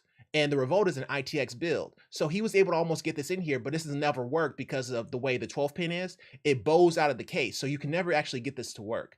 But he was able to fit it in here. The problem is there is a fan that's literally on the opposite side, and it's actually trying to pull in some air in order to cool off this GPU. That's the problem. So a lot of builds, basically there's no air that's generated inside of the case, so it's actually trying to pull that in, or it's going to pull in hot air from the CPU, and that's going to be a problem. So this card is good. It's just that you have to create builds that can handle that whole fan being on the inside and one being on the outside, as opposed to all the other cards that you can buy anywhere else where they have triple slot fans, but they're all on the outside. So that's why I would say the triple slot fans with them all be on the outside is generally a better build, because it's easier to work with. If you put it on the outside of a Meshalicious or a Dan case, or just anybody who has like open panel so that it can get some air, some breathing room, those will usually be your best bets. What case would fit? If we're talking ITX, the Meshalicious will fit. If we're talking also the Dan case A4 H2O would fit, as well as the Corsair NR200P. If we're talking like full-size ATX, most ATXs will fit, maybe not the Hale, like the NZXT H410 or 610 or whatever it is right now wouldn't fit. But a lot of people like the Corsair Q58. Is that right? Did I say that right? Q58 and Q11. I believe. I'm sorry, not Concer, but Lian Li. Lian Li Q58. Yeah. A lot of people go with this guy. And this guy will fit. So a lot of these kind of chassis here that are kind of big and bulky with some space out on them usually can accommodate it with. So I've seen people try with the Q58 if we're talking mini, as well as the Q11. So Lian Li Q11. Was it Q11? Oh, 11. Okay, it looked like a Q from afar, but a mid-tower case. So basically going like a mid-tower case. All of these kind of fitted. And then on top of that, if you get one that actually has, it doesn't have to be the one with the full glass panels. They have other options. But if you get something like that, that's kind of nice and open, and you make sure you have a lot of airflow, like for example, you can blow that radiator inside the case so that it can actually generate some actual cool air. Well, I guess it wouldn't be cool air, but generate some air coming in, as well as putting some fans down towards the bottom that can help that fan breathe. That would be really good. So there's a couple things that you can do with cases like this, and that's the reason why people pick all these bigger cases for those cards. So like if you're going to go Founders Edition, then you can go either way with that, or you can go Meshalicious, Corsair NR200, or the Q58 as far as the smaller builds. But yeah, generally ATX is probably the way to go. If you want to go ITX, those are really your only three options that actually don't suck. so yeah, that's what I would recommend there. But yeah, there's a couple of different ways you can kind of go about it, especially if you want to go 4090. But that Founders Edition is great. It's just, man, you got to plan for that fan, that inside fan, because if not, then it's going to start getting hot. It's going to be pulling in hot air. It's going to get hotter when it shouldn't, and it can be a real problem. So that's the only thing you have to worry about whenever you're dealing with the 4090 Founders. That's the reason why I was never really a fond of it. I would rather have like a 4070 Founders where it had both of the fans on one side than have a 4090 with a fan on one side and then the other, because it, even though it's a nice small form factor, it can create some turbulence, because it's basically just usually sitting right up against a power supply or some kind of metal chassis that's separating it from the rest of the build. So that's the only problem with it. Okay, where are we? Somewhere in group 2. Oh yeah. We were looking at this guy's build. Yeah, and we were commented on how pretty it is. That is actually a really nice build. Flex PSU too noisy. Well, yeah, a lot of people have Flex PSUs. Well, okay, a lot of people with smaller ITX builds have Flex PSUs, but I don't really see yours. Oh wow, and he has a graphics card on the other side. That's actually really clean. I like the wood. Put it in a drawer, knowing people these days, and watch it suffocate. But with the Flex PSU, more than likely, you may have to take it out and put in a Noctua fan or something. Completed the case I designed around and the modded Flex PSU I posted a while back. Check out the video to see how I integrated the slim 80mm fan. Sure, bro. We'll check it out. Easy Wheels started as my college project, and we now sell our wheel covers all around the world. Hey guys, welcome back. Today we'll be building a wooden ITX PC. This is what kills me. Okay, he can post on SFF PC about his YouTube channel, but the moment I do that, I'm a horrible person. So, all right. So, okay, where is the, okay. So this guy here, you can actually take that fan out and put in a Noctua fan. I'm guessing he put in something else instead. So I'm not about to sit here and watch this man's entire video, but yeah, I'm guessing he put in something different here. Oh, okay. So he did it like that. So he put in a slim, but now he's saying it's too loud. Okay. I think he just wanted me to watch his video. Completed the case I designed around the modded Flex PSU posted a while back. Disappointed with the CPU cooling though. I think it would perform better if the heatsink fins were oriented vertically, but I could not mount it that way. Seems the motherboard VRMs are in the way. If anyone with a Strix B460i and L9i has had success mounting the cooler with the fins going parallel to the RAM sticks. But don't the fins go parallel to the RAM sticks on default? I guess it depends on which way you orient it, but yeah. RAM sticks, please let me know. Same motherboard. How much do you have to trim, and did your CPU temps improve much? That's the same CPU I'm using. Thanks for sharing your experience. I might consider if it's worth the effort. Yeah, it should be around 5 degrees while gaming with fit 2 to 3 millimeters to fit capacitor. CPU temps decrease by 5 degrees. Yeah, well, here I can add my little 2 cents to it. Well, if you get the L9i with a foam, what is it called? It's like foam dampener. No, it's not a dampener. It's like a foam insert that creates a funnel that will drop your temps by another 5 degrees. That is unless there is no side panel, then disregard this post, LOL. Okay, yeah, if there's no side panel, then disregard, bro.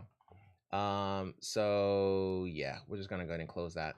So yeah, unless there's no side panel, then kind of disregard it. But yeah, we'll kind of see what we get here. But yeah, we'll just go ahead and leave that alone. Alrighty, let's go ahead and go to the next one here. Okay, so GPU issue. Let's get ready. Alrighty. Okay. Do I want to give it another chance? I kind of do. Hold on. I'll give it another shot.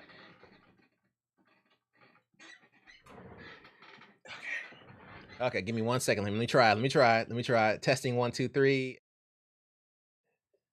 No, still no camera. Okay, we'll leave it alone.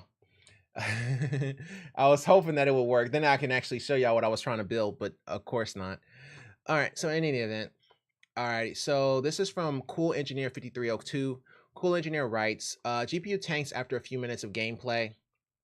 In all games, after a few minutes, my FPS just drops to a terrible level. Oh my God, I swear to God, if you are folded meat again, I will throw this table.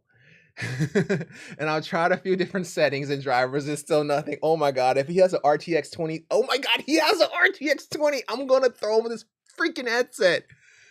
I recently thermal pasted and temps did not seem to be an issue. I'm using the 2080 Ti. It's 4 years old, and this is what happens. Oh, I swear to God. I swear to Lord, if he is folded meat again, I swear to God, dude, I swear, if he has 48 gigs of RAM, I'm throwing a table. Well, his GPU is kind of spiked a little bit. So you've seen his GPU utilization somewhere around 100%. Okay. System type 64-bit operating system, blah, blah, blah. Any ideas? I've recently tried thermal paste and temps didn't seem to be an issue. In all games, after a few minutes, my FPS has dropped to a terrible level, and I've tried it too. Okay. We just solved this issue in another case. So we will skip to the solution we found for that one. Go ahead and uninstall your NVIDIA drivers with DDU in safe mode. Then when it reboots, Windows will install, make sure y'all can hear me, Windows will install new drivers for the GPU, but these will be default drivers. Now start up any game that was giving you an issue and see if that resolves your problem. He also had a RTX 20 series GPU, so if this is your issue, we may have a correlation. All right, so yeah, I'm gonna just jump to the conclusion, the same thing that we did to fix folded meat. I'm gonna say this and just kind of jump to conclusion and rip off the band-aid, because if he uninstalls that driver and he puts in that Windows driver and all of a sudden his frame rate stabilize and he has a 2080 Ti, Folded Meat had a 2060 Super. So in his case here, he may actually be getting like 80 something without the NVIDIA drivers. And if that stabilizes, then we already know that we're dealing with an issue with the 20 series GPUs and playing video games just in general with these newer drivers. So I'll go ahead and I'll probably end up making a video on it, but I think that's probably what we'll end up doing here, and letting everybody know. That way we can kind of get an idea of what's going on. But we'll leave it at that. So cool engineer, go ahead and do that and just let us know. Recently formatted, tried different settings. I close all apps and still get the problem, disabled all overlays. Yeah, we know. Oh lordy, do we know. Alrighty, cool engineer, keep us posted, man. I have a feeling that your issue is going to be the exact same issue as Folded Meat. Alrighty, let's go ahead and go to the next one. Okay, so this is just a repeat. All right, so it looks like this did not get blown up, but it looks like other people have come into the room and gave their opinion. So now it's at 18 comments. So Asus ROG G code 15 skill doesn't post. Okay, this is the one that we just did. I've double checked. Okay, so it looks like he had made 2 posts. So Waker was here with it. Or maybe we already did Waker. Yeah. So we did Waker in group 2 at the end, and then he may also have been in group 1. Was he in group 1? Let's see. I thought he saw. Is this him? Yes, this is him. Okay, so we had Waker twice. We had Waker twice. There we go. Okay, so yeah, I'm not even gonna work this. We already talked about it. Let's see if they fixed it though. Let me go ahead and update and go down to the bottom here and see what happened. Yep. All right, sorry I took off for the weekend. Okay, cool. So it's gonna say the exact same thing that we just did. So we'll just go ahead and skip it. All right, so done with group 1, done with group 2. Let's get to hold of group 3. Ooh, I've never seen this case before, and it has a handle. Maybe we should tell that guy that had that issue who was questioning about that handle. But at the same time, I don't think it'll fit anything big. Metalfish S3. That is an interesting chassis. So if you look, it's honeycomb, yes, but it also has. It looks like it has a little bit of a mesh for dust, like a dust filter or something like that on the inside. Screws everywhere. It's very Lian Lee-esque. And what has he got in it? How many? Oh, it's only one picture. Who's Fakari and why the hell are they selling his sweat in bottles? Oh my! Oh, I just saw that. It's like those cam girls or whatever on Twitch and stuff that be selling their bath water, and I was just like, who on earth would want somebody else's bath water? But you know, apparently it sells out or whatever. But neither here nor there. But that's what I was thinking of. Pocari Sweat. Jesus Christ. Why is it almost empty? That's the real question. The real question is, why is it almost empty? Oh well. Yeah, that's the real question. Okay. Oh, but it's delicious, weirdly salty, lemony goodness. Ew. Okay. It tastes exactly the same as Fresca. Okay, they're just talking about the water bottle. Okay, here's this build. S-Rock H16M ITX, and then he has 8 gigs of RAM, and then his GPU is a GTX 1660 Super. This guy here you're gonna see all over the place because it's the only one that only has 1 fan.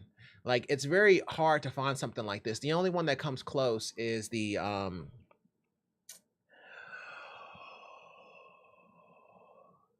2000. It is Quadro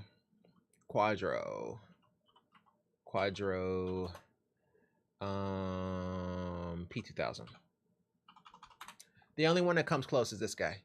Is it P2000 images? It's the newest one. It may not be P2000, but it's somewhere in this area.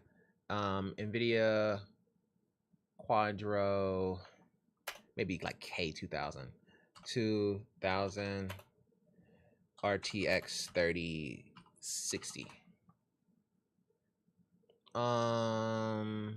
Where's it at?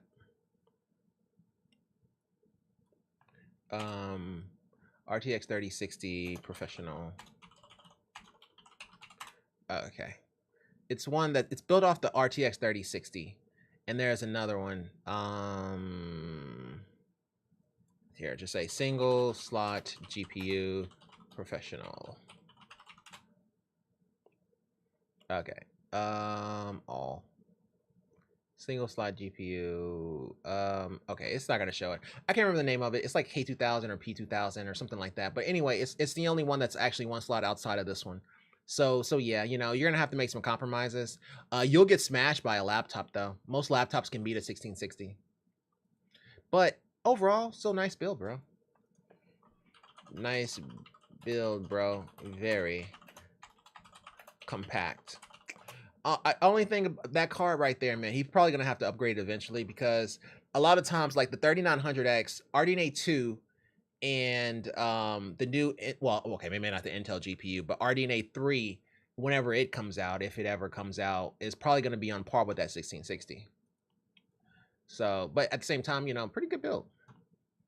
All right, so this is from Persimmon. Okay, I remember the name. All right, so he was talking about that he was playing Witcher 3 in High on Life and he was having some really bad issues with his frame rate and render latency. So I said, okay, what does this issue manifest itself as? Is the game slower? Are you dropping frame rates? Is there an issue this is creating? He said, is dropping frame rates and I can feel the high latency the NVIDIA overlay shows I have. Okay, so let's read this out then. Before I had around 7 milliseconds of render latency in games, but now in the same games, make sure everybody can hear me, yes. But now in the same games, let me see, but now in the same games, Witcher 3, Enhanced, and High on Life, the last few days I have around 40 milliseconds of render latency in my GPU from around 99% to 40%. I have RTX 3080 and i7-12700KF. Try rolling back the driver, clean installing NVIDIA driver software, nothing works. I tried playing Dead Island and I don't have the problem there, only in new strong games. Also, when playing a game, I look at my NVIDIA overlay, I see the NVIDIA latency changing from text render latency and around 12 milliseconds to average render latency and around 40 milliseconds. Manifest itself as, is the game slower? Are you dropping frame rates? Is there an issue this is creating? Is dropping frame rates and I can feel the high latency and NVIDIA overlay shows I have. Okay. Render latency. Okay. Okay, so here's the RTX 3080. Okay. Well, with the 3080, he said he already uninstalled and reinstalled the driver. Right. He clean installed the driver. All right. Okay, well, with the 3080, what resolution and frame rate are you running at? So yeah, we need to know what resolution and frame rate are we dealing with here. And then he was saying that he was having this high latency, but he doesn't see it in older titles. He only sees it in newer titles. Also, do you see this latency when running low settings? Yeah, we're gonna leave it there. He may turn into another faulty meat case too, but I'll just play it like this and not type all that crap out where we're saying uninstall, reinstall the default, and then see if that fixes your issue. We can go that route, but he has a 3080, not a 20 series. So with him, I would rather just know what happens when he's at low settings, because that may actually point us in the right direction. It could just be straight up that he's running at like high settings on 2K, 240 or something like that, and maybe that's what's causing it, because the 3080 can't really handle that. So it really just kind of depends. He may be going just something crazy, but it would be more helpful if he just let us know exactly what he's running at there, because I see this whole render latency thing, but that doesn't really mean a whole lot to me. It really kind of just depends on what the game is actually showing and what is actually happening, because the RTX 3080 can really handle most situations unless you put it in unrecognizable situations like multiple 4K monitors and particular refresh rate at 4K, or you put it with like 2K 240 and not getting 240. You see what I'm saying? So it's going to be some kind of issue there, but we can't go very far unless we figure out what resolution and frame rate he's going to be running at. So I'd rather just go with that instead of we turning him into another folded meat. Okay, and then for the people who aren't aware, Folded Meat is an old case that we just worked. So this is from Lower Newspaper 4398. He says, brick my PC, help urgently. Okay. Recently I cleaned my PC by hand with a paper towel dampened with isopropyl alcohol. If he just says isopropyl alcohol, 9 times out of 10, he is at a very low proof. So that's going to be like 80% instead of like 90 something percent, which is what you would want if you're cleaning out a CPU or something like that. Prior, there was nothing wrong with the PC. I went to turn it on after I was finished cleaning it, and the first thing I noticed, all my desktop icons had disappeared. Secondly, I realized I couldn't open anything. My PC seems fully brick. Where did I go wrong? How can I fix this? What? Okay, let me read this again because I didn't understand what he's talking about. I cleaned my PC by hand with paper towel dampened with isopropyl alcohol. Prior, there was nothing wrong with the PC. I went to turn it on. So he did it when it was off, okay? So that's what I was trying to figure out. It almost sounded like he tried to do it when it was on. So he turned it on after I was finished cleaning it, and the first thing I noticed was all my desktop icons had disappeared. Secondly, I realized I couldn't open anything. My PC seems fully bricked. Doesn't sound brick to me. doesn't sound bricked to me at all. You couldn't open anything. My PC seems fully brick. Where did I go wrong? The fact that it loaded and showed a picture means more than likely it's not bricked. So let me ask you this. Does the mouse cursor move when you press the Windows logo on the keyboard? Does anything happen? What about CTRL plus Alt plus Delete? Does that do anything? Let me see if I want to ask any more. Also, I would say to reseat the graphics card by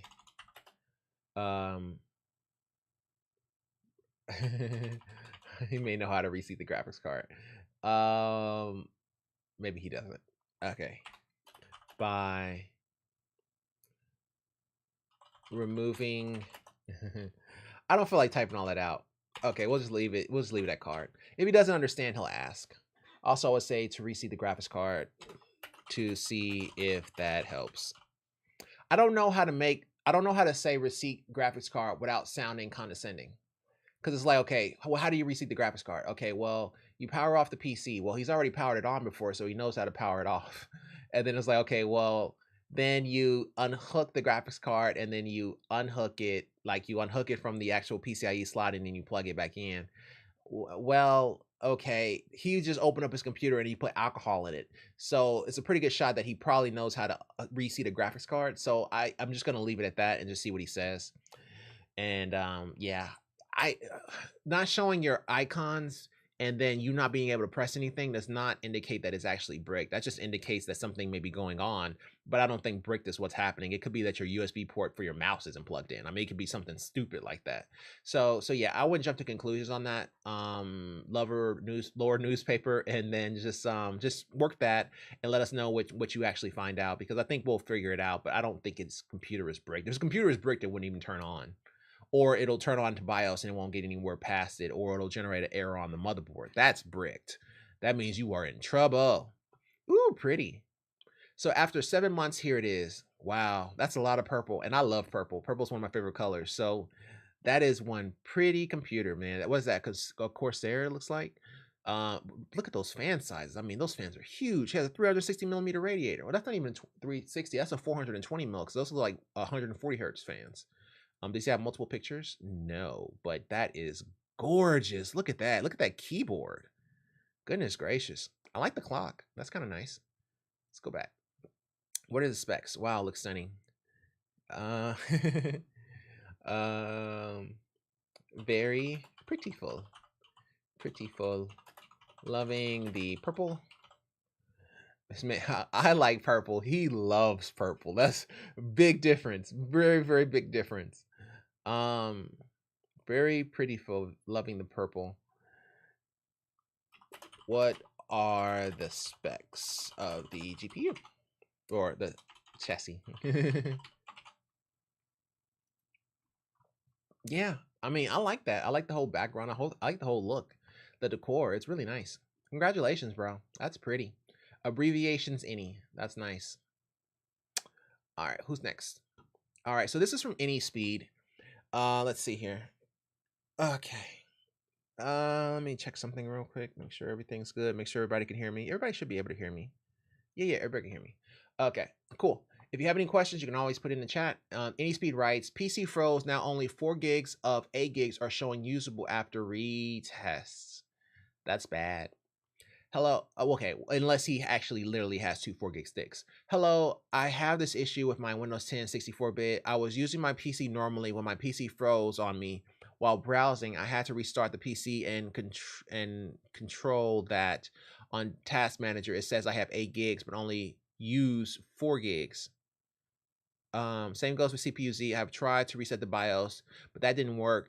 The BIOS says that the same thing. I have 8 gigs of RAM. So what's the problem here with I cannot use the rest of the RAM? Can you? Yeah, we would need a picture of this. Also, how many sticks of RAM do you have in your PC? Also, is your PC a laptop? Okay.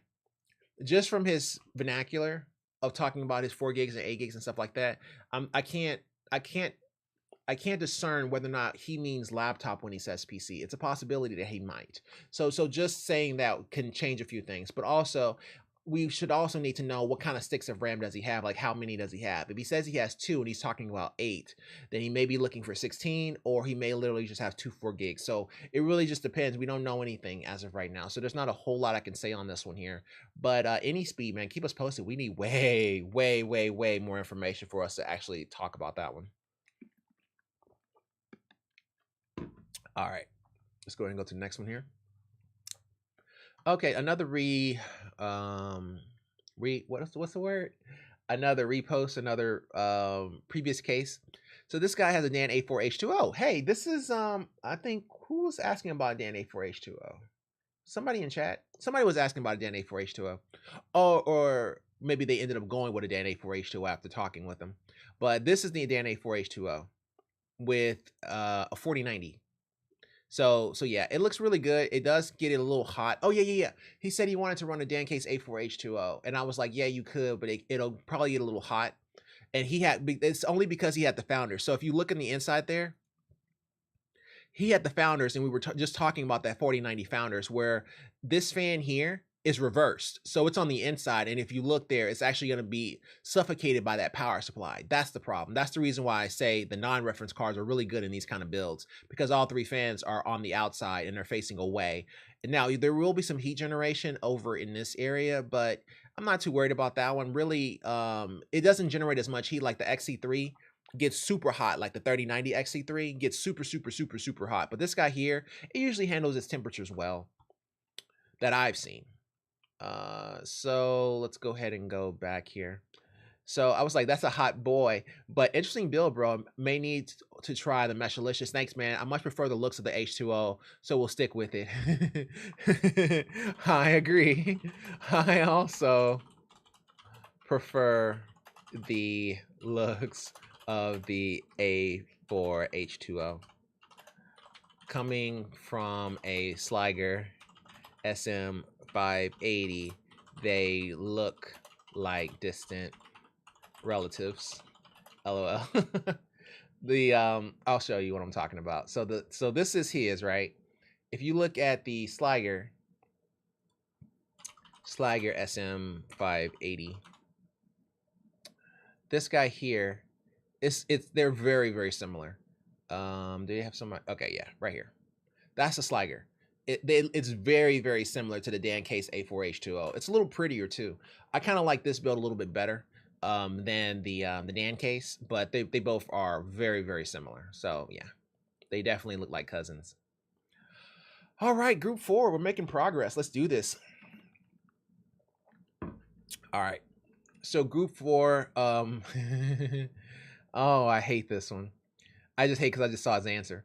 I recently got a Wi-Fi card fitted in my PC, and it seems to be disconnected for no reason. A lot. My Wi-Fi is good. I've tried to update drivers and a lot of tutorials, and nothing has worked. Any help? The Wi-Fi card at TP-Link Archer. Wi-Fi keeps it disconnecting every 15 to 30 minutes. Okay, well, we'll just do this. Also, I would say would be to reseat the card into the motherboard or try a different PCIe slot. Also, does any other device in your home also have connectivity issues? No. What am I supposed to do with that? Okay.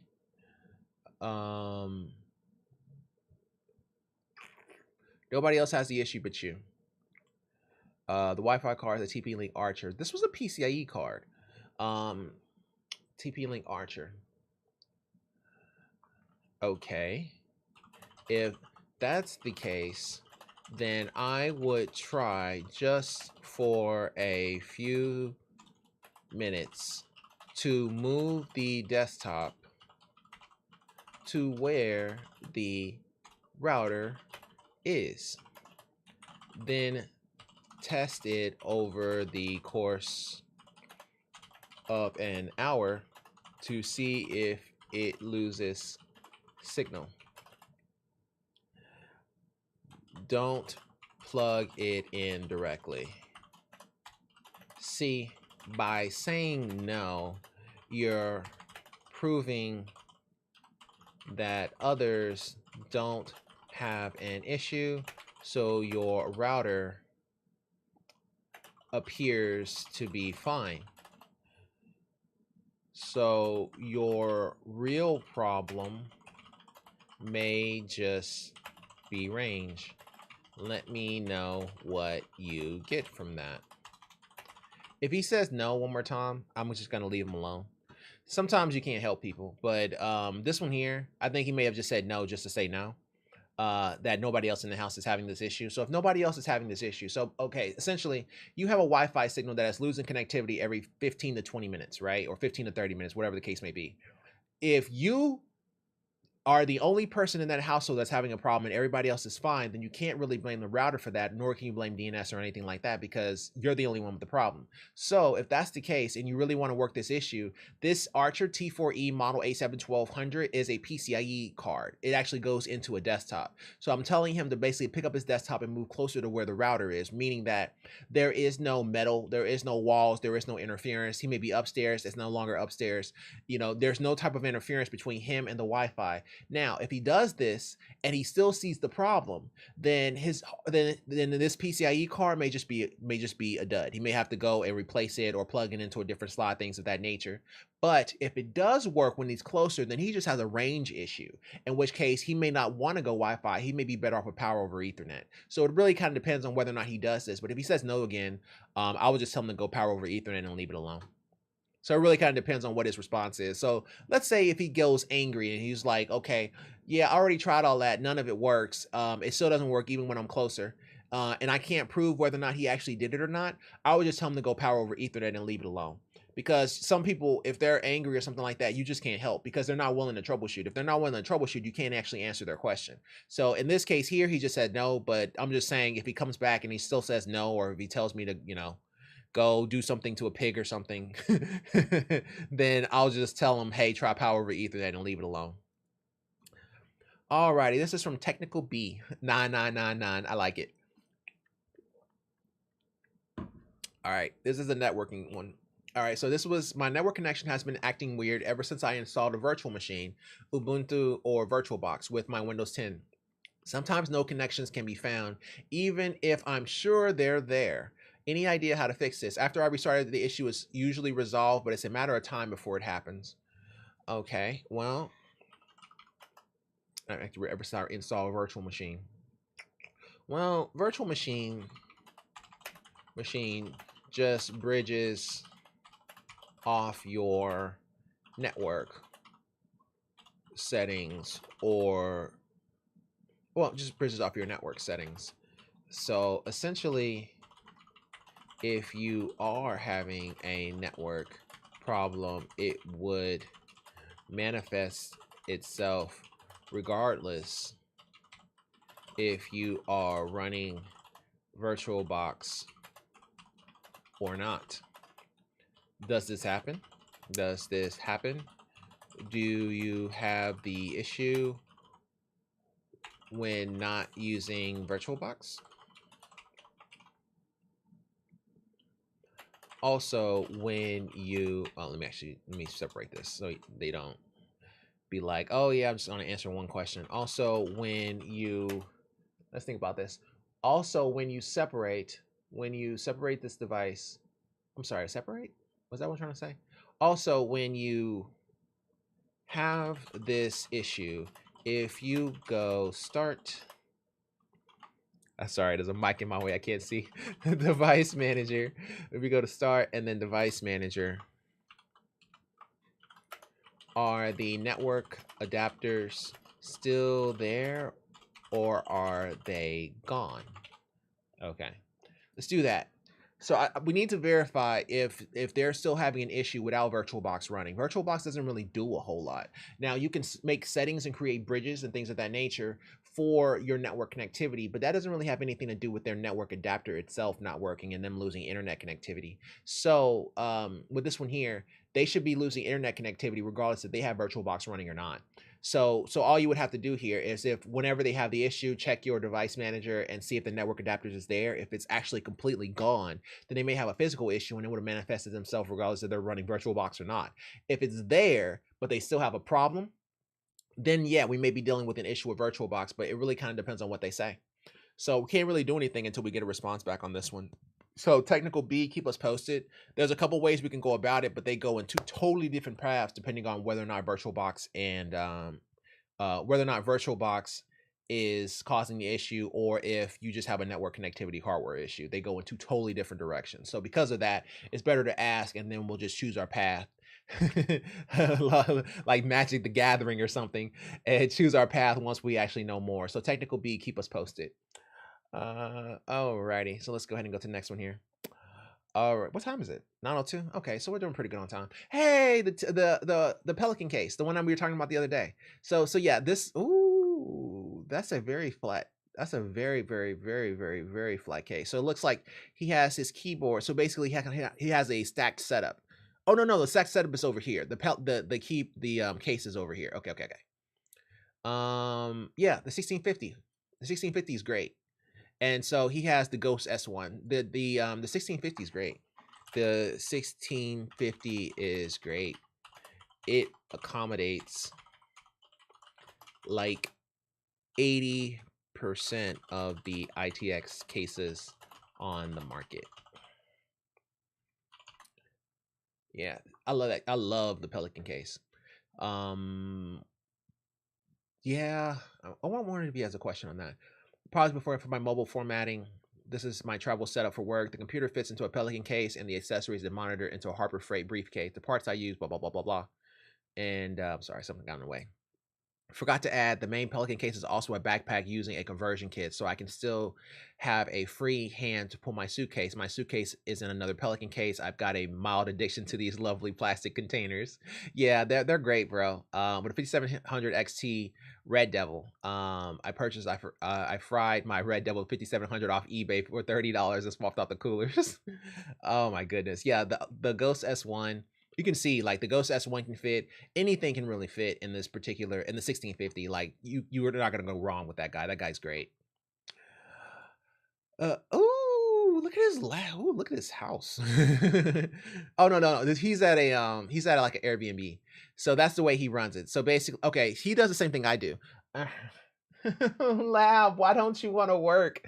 I can show so many people cool stuff, but I can't right now. So it'll work tomorrow, whatever. But yeah, I do the same thing. And oh, that's really pretty. So yeah, the 1650, yeah, it's really good. The Pelican case is really, really good. It creates so many accommodations. So when you travel, it becomes easier. Now, if he had a different case, he might be able, or if he moved that over, he might be able to get some of these peripherals in here too. Ideally, he should be able to get that keyboard and controller and all those cables in here. He probably doesn't know that he can use the underside of this cotton and actually put all those cables and stuff behind it. But yeah, it's still pretty a sweet build, bro. So congratulations. I like the little book. That book is really nice too. That is a portable monitor. Alrighty, let's go ahead and see what we got here. So this is from Thornton Vondel. Thornton writes, laptop display flickers when watching videos and random other times. Okay, my partner's Acer Nitro 5 gaming laptop has display issues when randomly using while watching videos and while transitioning between picture-in-picture mode. The screen will flicker and the video will be distorted with like a glitched effect. Display will shift as if partly off screen. As soon as I close the video, display restores itself to normal. So this was an issue that we worked previously. I said, okay, so do you have this issue in YouTube? If so, could you try to run YouTube in incognito mode to see if that makes a difference? So basically, we're trying to just put it to one location. Also, be sure to check for driver updates for the graphics card and for Windows. It affects the whole display. Even the cursor goes blurred and distorted, but it's definitely related to playing videos. I've tried incognito mode in different browsers, but the same thing happens. Display drivers are updated, but I'll try reinstalling them. Just curious why this is happening, LOL. Okay, let me think about this. My partner's Acer Nitro 5 gaming laptop has display issues where randomly, usually while watching videos and while transitioning between picture-in-picture mode, the screen will flicker and the video will be distorted like watching a glitched effect. Display will shift as if the partly off the screen, etc. As soon as I close the video, the display restores itself to normal. Well, let's try this. What frame rate is he running his monitor at? Tell them to change the settings to 30 FPS to see if that makes a difference with the glitched effect. Yeah. So yeah, I would go with that, the 30 FPS thing, and make a change because it happens to the entire display that glitches out whenever he's trying to watch a video. Generally, whenever you see glitches and stuff like that, it's because you're on a frame rate that's too high for the monitor to handle. So his monitor may be degrading, and because of that, it's creating that glitch effect, and he may have to lower his frame rate in order to see video. So that's what I'm thinking here. I think he may have an overclock setting, and he may have to lower his frame rate in order for it to actually show properly. You see that a lot whenever you start trying monitors and pushing them to their edges of what they can handle and overclocking them. You run into that a little bit. So I'm thinking that that's maybe the problem here, but I guess we'll find out. So throw it in, keep us posted. All right, let's go ahead and go to the next one here.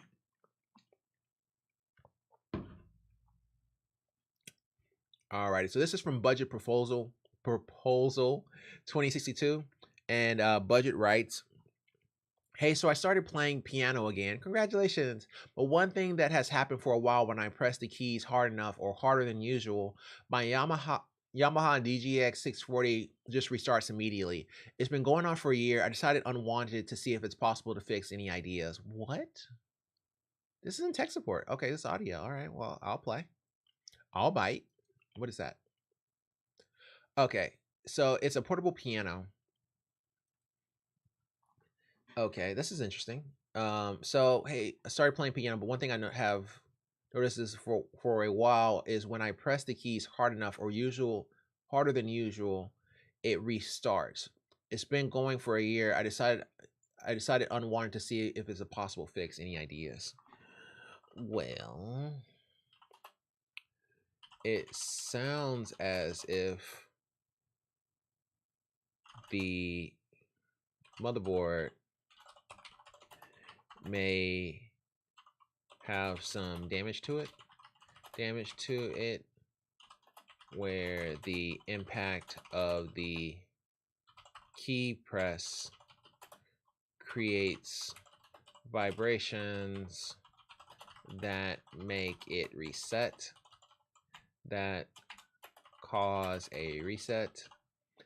Maybe, but what did this guy say? This is the auto power off function for the Mox keyboard. To disable auto power, hold the lowest key in order to lowest key on the keyboard while turning the keyboard on, or reset it. In order to conduct a factory reset on the Yamaha digital piano, simply okay. Well, he may have actually fixed it. Okay, I don't know if I can add anything different to this. Well, it sounds like the motherboard may have some damage to it where the impact of the... Okay, maybe I'm just talking out my butt. All right, let me think. If there's anything I can say to this, it keeps from turning off when I play hard. He already said factory reset, and he already said an auto power shut off. Oh, okay, let's do this. So, quick question. Does it matter which key you press? You press hard. It doesn't matter which key you press hard. For example, if you press never mind, there's no example. So quick question, does it matter which key you press hard, or do all keys have the capacity to shut you down depending on how hard you press? There we go. That's a good working option. This guy here probably has it though. But if not, then yeah, try to press other keys to see if other keys also give you that problem, or if it's just one key. He may just have the problem with one key, but the other person would also, I mean, the other part of it would probably just be answered by this guy's stuff too. So yeah, I'll just leave it at that. There's not a whole lot we can do there. I'll take the L on that. That's a good L though. That guy has everything, and he posted just 3 hours before I did. So hey, I just rock with him. Okay, so this is from Barbosa82. All right, sorry. Barbosa writes, help an out-of-touch old-timer make the right decision. Sure. It's time to replace my aging PC, and I want something that will be able to play today's games in high quality with a bit of headroom to spare for future proofing. Handle 4K video editing in Adobe Premiere Elements or something similar. Premiere Pro? And stream PC VR games in a VR headset. Okay. 10 years ago, I would have felt confident in doing my own build, but I'm well out of touch now, and frankly, I find the prospect intimidating. I watched a few guides and videos, and I do believe I could regain the skills and understanding to do it, but with a demanding job and 2 young kids, I don't really have the time to research compatibility, compare parts extensively, etc. So I'm coming down to 3 options. Buy a pre-build, accepting the trade-offs involved in terms of price, convenience, warranty service, etc. I've been looking at the HP Omen 45L, which is top end of my budget. Okay, well, how much is it? 45L. Close that. Okay. It's top end of my budget, but the reviews seem decent enough. The Acer Predator Orion is my other option at a similar price, but I'm worried by the reviews that mention insufficient cooling. The Predator, I mean, that's a lot of cooling, but that front panel is kind of annoying. But okay. Buy a custom PC. I was able to configure a system of PC specialists with the following parts. Some may not be perfect match, but are very close. This would get me slightly more for about the same amount of money. Okay, so he wants to go with a 13600K, a Corsair H60. That's going to be a no-go. Gigabyte Z690 gaming DDR4. How much was this guy? The other one was like 2500. Okay. And then 2 terabytes of SSD, and then he has an NVMe 2 terabyte, and then he has an RTX 3080. $899. For that price point, he might be better off with the 4080, but neither here nor there. Cooler Master Silencio S600 mid tower, and then he has a 750 watt gold. That cooler is a no-go, but everything else seems okay. Well, that cooler is more or less not ideal for that processor. May have to go for a 120mm AIO or better. But overall, looks like a pretty good custom build, but in the same regard, I doubt you will have the time to build it. So I would probably say the pre-builts would work best for you given the situation. Did he tell me the specs of these? This one does come with a 240mm liquid cooler. It doesn't say what kind of SSD he's running. Specs. Complete specs, maybe? So he's running a 3080 Ti on this, dedicated. Okay, well, yeah, I would go with this. The Omen. I'd go with the Omen. Yeah. Given the situation, I'd probably say pre-builds would probably work best. So my money is on the Omen or something similar.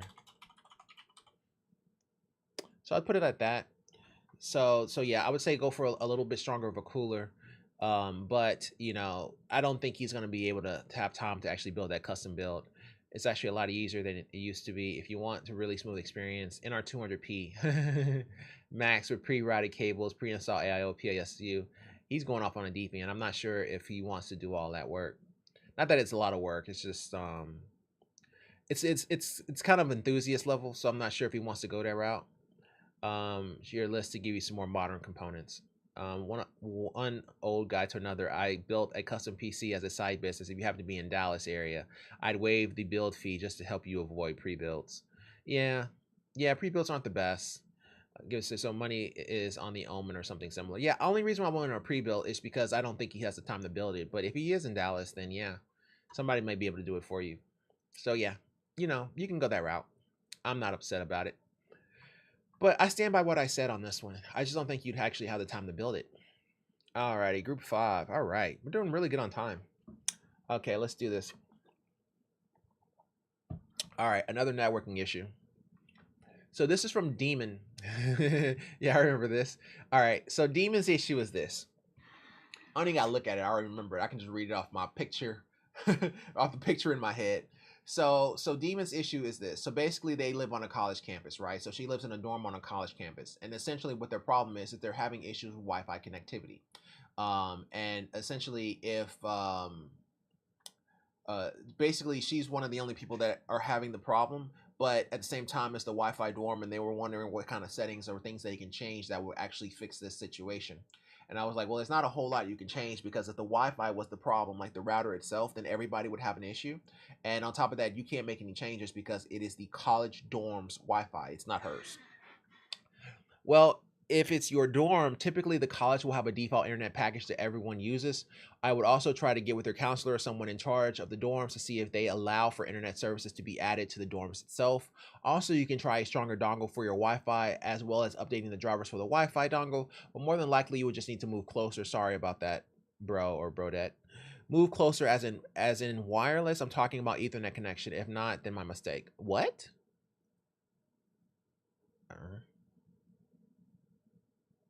My free time. Wait. You have wired Ethernet in your dorms? Move closer as in wireless? I'm talking about Ethernet connection. If not, then my mistake. Wait, you have wired Ethernet in your dorms? Well, that's interesting. If so, then just go to start command prompt and run this. Ping 8.8.8.8 space dash T. Press CTRL plus C to cancel, and see if you get any packet drops. Now, I notice it doesn't tell you truly if there are actual packet drops, because a ping is super small. Ping is like 8 bytes. So it doesn't tell you a whole lot, but it may point us in the right direction if there really is a high level of latency. Let me actually just go back and read what he said. I noticed that I was rubber banding an awful lot. I went to speedtest.com. I did roughly 350 to 400 megabits per second, and when I was in packet loss, I had 0 packet loss. I have tried. Let's see if you get packet drops. Also, when you were on speed tests, what was the latency? As well as what's the latency in game when you start rubber banding? Okay, yeah, if they're wired, that's totally different. So if they're wired, then yeah, we can actually work this issue. So yeah, so basically try to do a ping, which ping to 8.8.8.8. I can show y'all. If I can pick it up, that'd be great. Oh no, it's not this guy. It's this guy, or at least oh no, I can actually do it without actually having to do all that. Yeah. So if you do a ping, doesn't really matter if it's Windows or Mac space -T. Oh, I'm sorry, it does matter. Hold on. This was Windows, right? Well, the command is ping.8.8.8.8, and this one here would actually, so in fact, this is Linux. This would be ipconfig or ifconfig. Yeah, it's ifconfig, but that's not neither here nor there. It's not the right one. We'll just go back. And what we'll do is, yeah, if you do a ping, just this on any command prompt. I can't actually show you command prompt because I really don't have the screen for it. But I'll just do it this way. We'll do it this way. Ping 8.8.8.8. Right. So if you do a ping to 8.8.8.8 and you do it with a -T, it's going to be continuous. So basically what we're trying to see if there's any packet loss. Now, these packets are only 32 bytes, so they're very, very small, okay? So if there is a high level of latency, then you would actually see some missed packets. But if it's a very low amount of latency, then this may actually show 100% depending on how long you run it, because the packet size is too small to initiate a problem. So it can be a couple of different things. So whenever you do a ping to 8.8.8.8 and it's continuous, don't take everything that you see at face value and say, okay, this is 100% my problem, right? Because depending on the size of the bytes, if it doesn't have any drops and everything is very, very low as far as the time is concerned, then you may just be looking at something else. It may just be that your bytes are too small to actually generate a problem. You may have to up it to 600 bytes. You see what I'm saying? Or it may only be, you know, when you're at 800 bytes or something along those lines. So you don't take everything at face value, but it's a quick and surefire way to, I'm sorry, not surefire way, but it's a quick and easy way to see if there's any type of packet loss. But I'm not going to consider packet loss to be the end all be all because of a ping. It's just where I would start at. So yeah. So yeah, do a ping to 8.8.8 space -T, and then press Control C to cancel. Also, when you're on running speed tests, what was the latency, as well as what's the latency in game when you start rubber banding. What I want to do, I think I'm going to create another, like for example, I have Mac now and I have it working properly. I'm gonna do one for Windows. That way we can actually switch between Mac and Windows very, very quickly. I'll just create a VM off somebody. Alrighty, let's go ahead and go back to this. Make sure everybody can hear me. Cool. Let's go ahead and go to the next one. Okay, this is Wardo again, and we already worked that issue. Okay, looks like we only got 3 more, and we're getting close to time anyway, so we'll just go ahead and continue on. So this is, ooh, that's pretty. So this is from Mace Master 11. They say, looking for a sandwich case that can hold a 3080 Strix. Smaller is better. So he's my kind of guy. So 3080 Strix, which one is he talking about? All of them? Or is he talking about the liquid cooler or what? I'm not sure what he's trying to do here.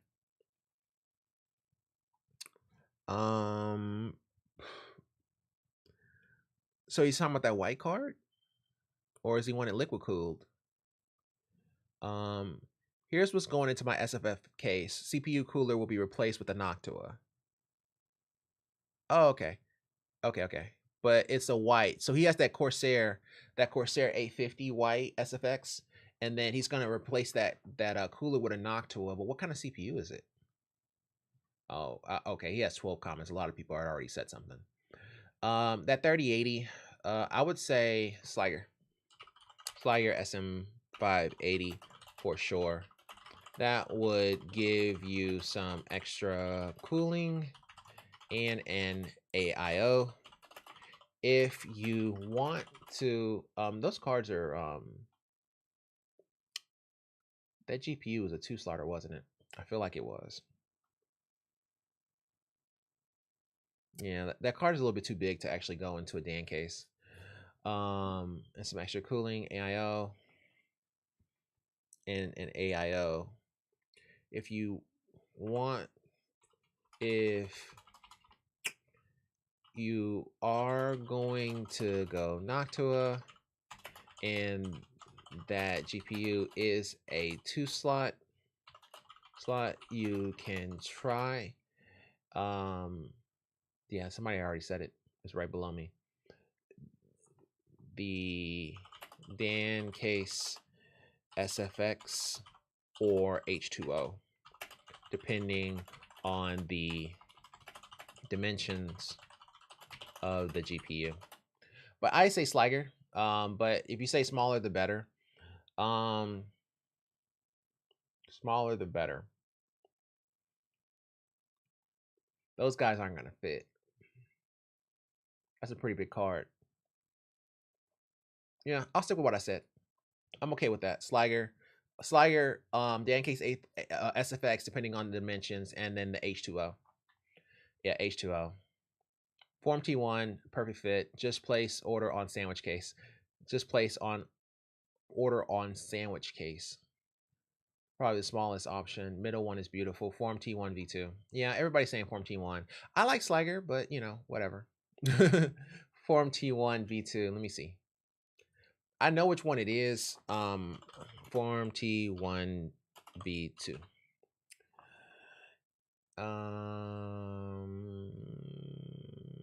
There it is. Yeah, so the Form T1 V2, it's a nice little compact case. Oh, for crying out loud, I don't want to see a whole video on it. I just want to see a picture. Oh, I clicked on videos. Yeah. Yeah, Form T1 is pretty good. But at the same time, it's oh my god. Form T1 is at the same time, it is the same size as the Sliger. So that's the reason why I went with Sliger, because Sliger fits the exact same thing. So if the Sliger can do it, so can the Form T1. They're pretty close to the same thing. All right, so that is my opinion. It's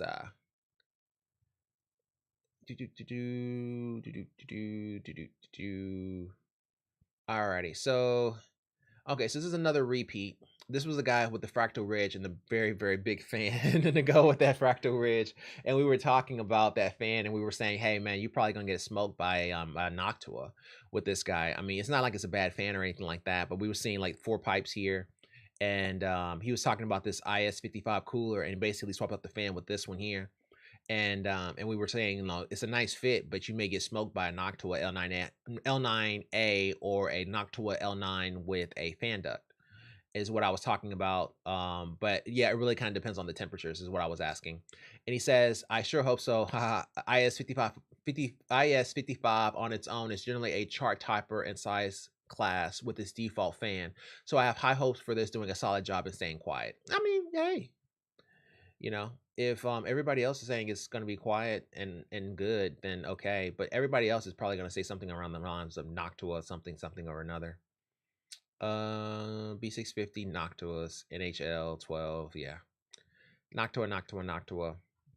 The ridge is an interesting case though, because that 55 millimeters of height gives you a lot of options there. But you know, congratulations, it's still a pretty dope build, bro. But he didn't really ask me a question, so we'll just leave it alone.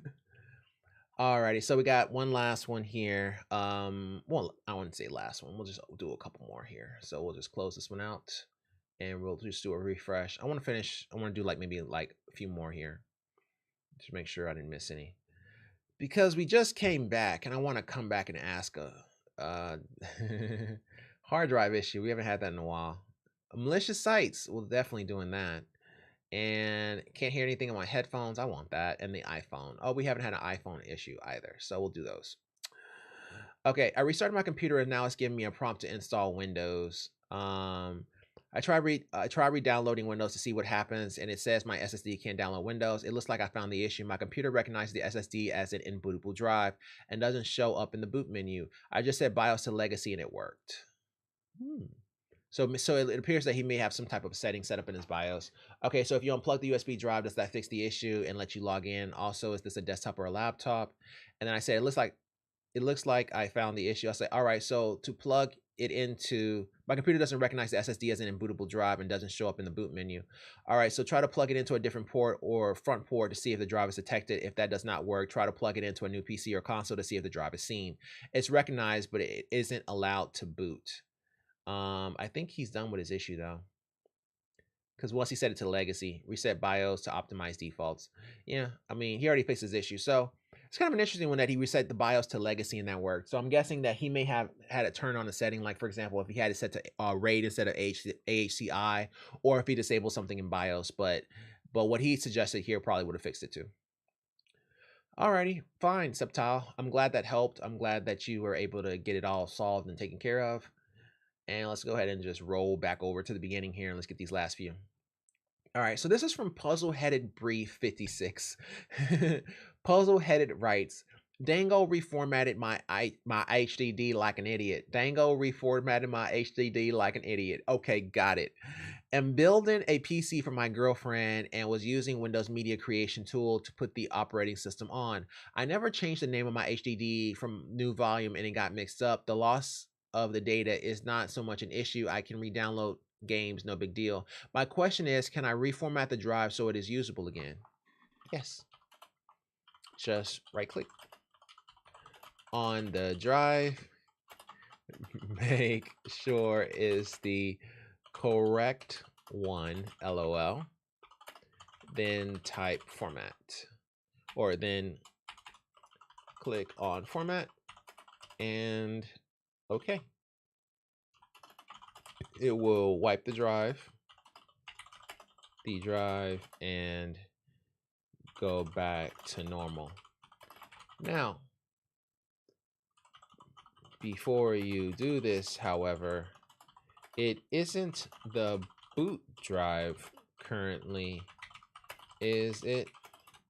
For example, is the drive you are referring to currently set up as the C drive? Just making sure. We don't want, because if so, then he won't be able to delete it. Or I'm sorry, he won't be able to format it. So yeah, we'll just making sure on that one. But yeah, that's what I would do, Puzzlehead. Is this guy's gonna be pretty straightforward. Alrighty, so this is from Patriot Cat 0911. Patriot Cat, okay, cool. Nobody's also responded. Has written, malicious sites open sometimes randomly. Sometimes when I'm on my PC, when I click mostly on adult sites, but this issue actually happened when I clicked to make this post. That's how common it is. If it helps, the website was called Betsa sub whatever. It opens a blank website and my antivirus barrages me with malicious domain requests 22. Clearly this is bad, but according to my antivirus, nothing seemed to cause it. What's my issue and a possible solution? Malicious site opens sometimes randomly. Well, I would say to download and run Malwarebytes on your computer. Also to add pop-up blocker. This is literally ad blocker. This is the actual name, as an extension in whatever browser you like to run. And add ad blocker. This is the actual name, as an extension in whatever browser you like to run.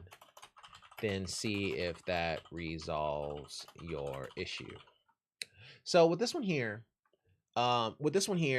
it seems like he may have some malicious intent going on here, but he also said that he visits adult sites. So it's a possibility that he may actually have some type of malware or antivirus, or I'm sorry, some type of malware or virus, which is why we're telling him to go ahead and download Malwarebytes and let that run on his computer, just to make sure that he doesn't have any type of malware or virus that's actually interfering here.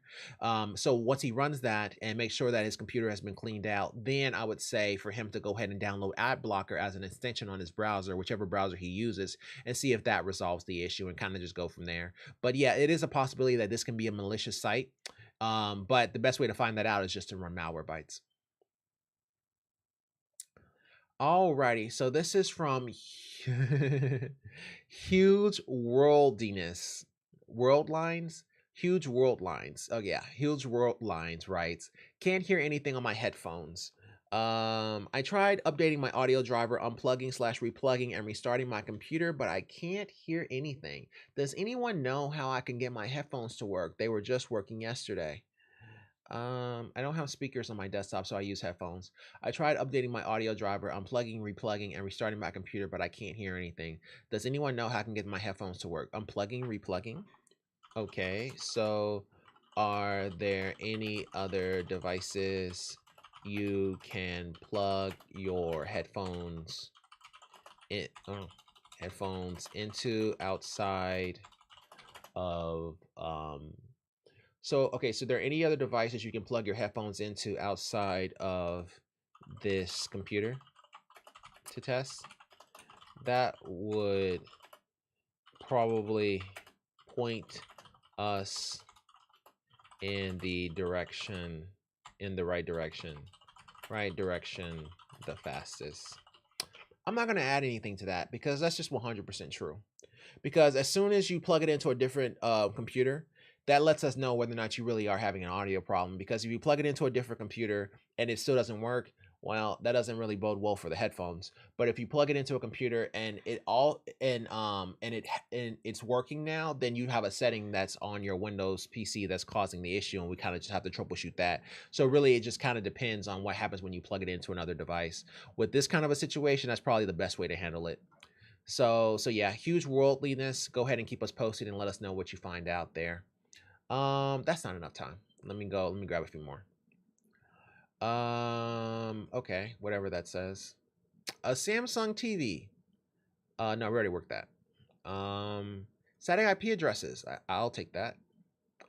And Apple earbuds. Okay, cool. So we got that one, and we also had that iPad one I didn't do. Right here. All right, so this is from Gunon Games 420. Gunon Games writes, iPhone is using random locations when I go into websites. After 2 years of getting hacked on 3 accounts that had 2-factor authentication strong passwords, that sucks. I'm now seeing that when I changed a password plus logged into an account, my phone said I'm logging in from San Francisco and sent a security alert. Problem is, I am in Pennsylvania, but it thinks I logged in from SF on Safari. I also had we detected storage activity messages from Google all week. Is it possible that someone is routing my phone data through a service, stealing my data in a proxy or VPN or something? Now it's saying I'm in Maryland. I'm worried all my data is going through a second source before the actual web page. Oh well. Okay, well, for starters, you have an iPhone. So more than likely, it's not a malware type of, I'm not gonna say that. More than likely, I'm in PA and logged in to Safari. More than likely, it's just a geolocation issue. What I mean is your phone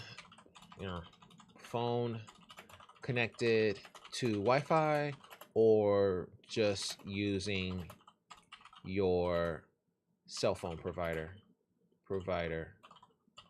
for internet. If it's on Wi-Fi, then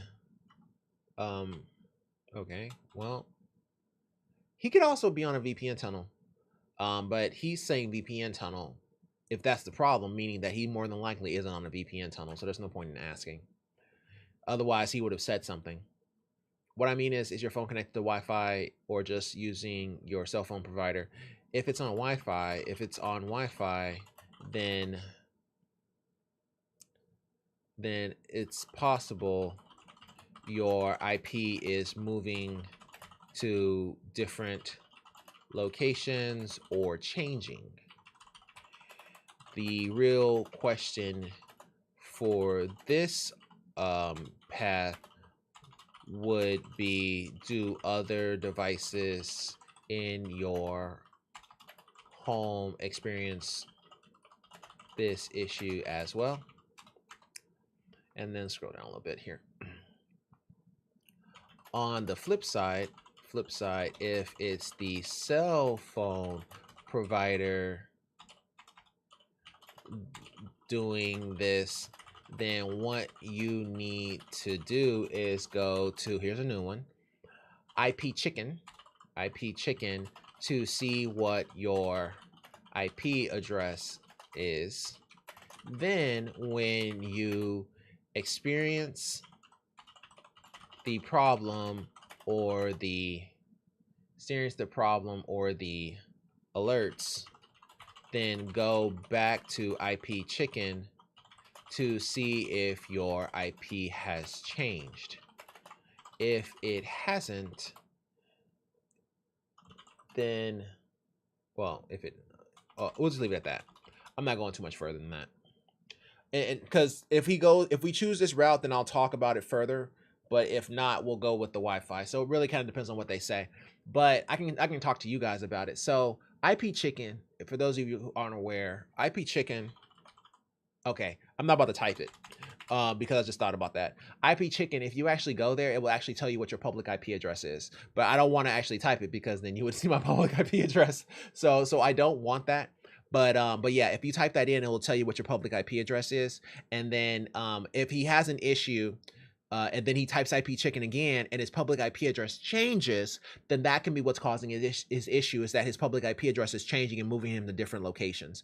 Typically, you don't see this happening whenever you're on Wi-Fi going through a cable internet service provider because they don't change IPs that quickly. Generally, you can have the same IP address for weeks, months, or years, depending on which company it's with. But when it's with cellular data or cellular phone service, there's a possibility that you may be changing IP addresses depending on your location and where you are in the car. So because of that, that's why I was saying run IP Chicken and then try again whenever you have the issue and run IP Chicken. So yeah, that's what it will do.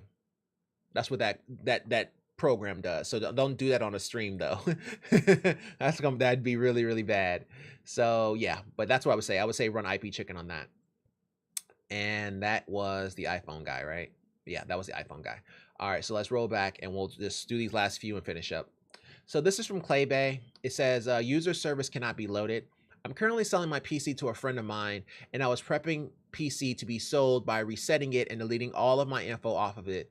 I thought it would be as simple as going into the settings and going through the process of resetting and deleting all my files. Well, it was wrong. After I did that, it still pulls up my user profile to sign into Windows, but it states that with a blue screen, user profile cannot be loaded. Have watched a handful of YouTube videos all saying the same thing with these same instructions. However, when I boot my PC in a safe mode and try to fix the issue, I go to sign in and it's stuck on just a moment screen and it just sits there and nothing happens. I forced restarted my computer and rebooted it multiple times.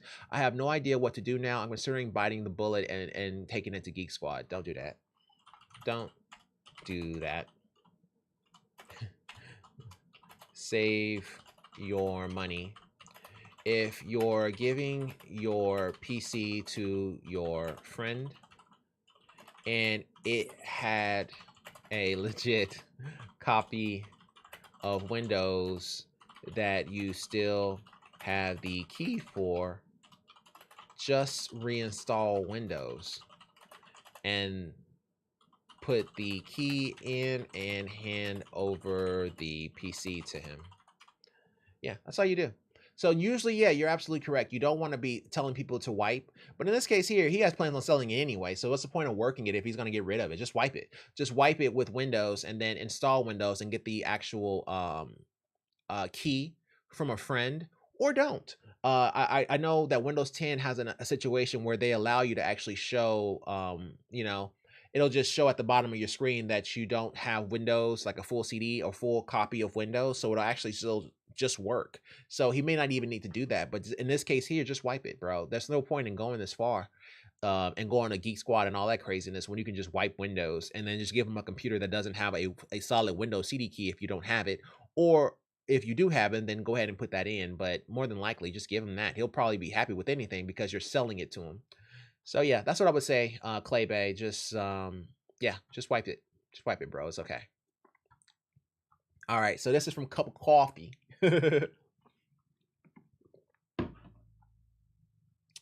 I like the way he spells it. He spells it almost like coughing, like the Pokemon. But Cup of Coffee says, setting up static IP address on Windows and Xbox. I have been attempting to play Modern Warfare 2 with a roommate who is on Xbox. This is caused for some reason by us being on the same network, and a solution I've heard about is setting each device with a static IP address. Okay, however, any current attempt to set the address has caused my computer to not be able to access the internet. I was wondering if it was possible potentially doing something wrong, or if anyone has any advice. Yes.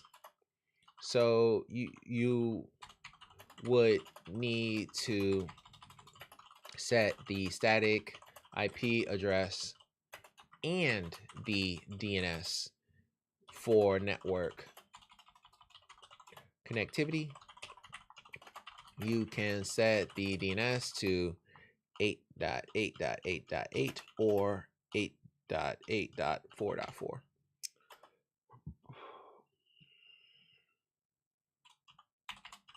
But you never actually explain the issue. What happens when you guys try to connect? Does it give an error?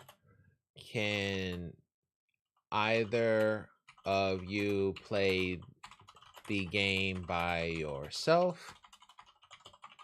Does it only give you a problem when you're in a lobby together?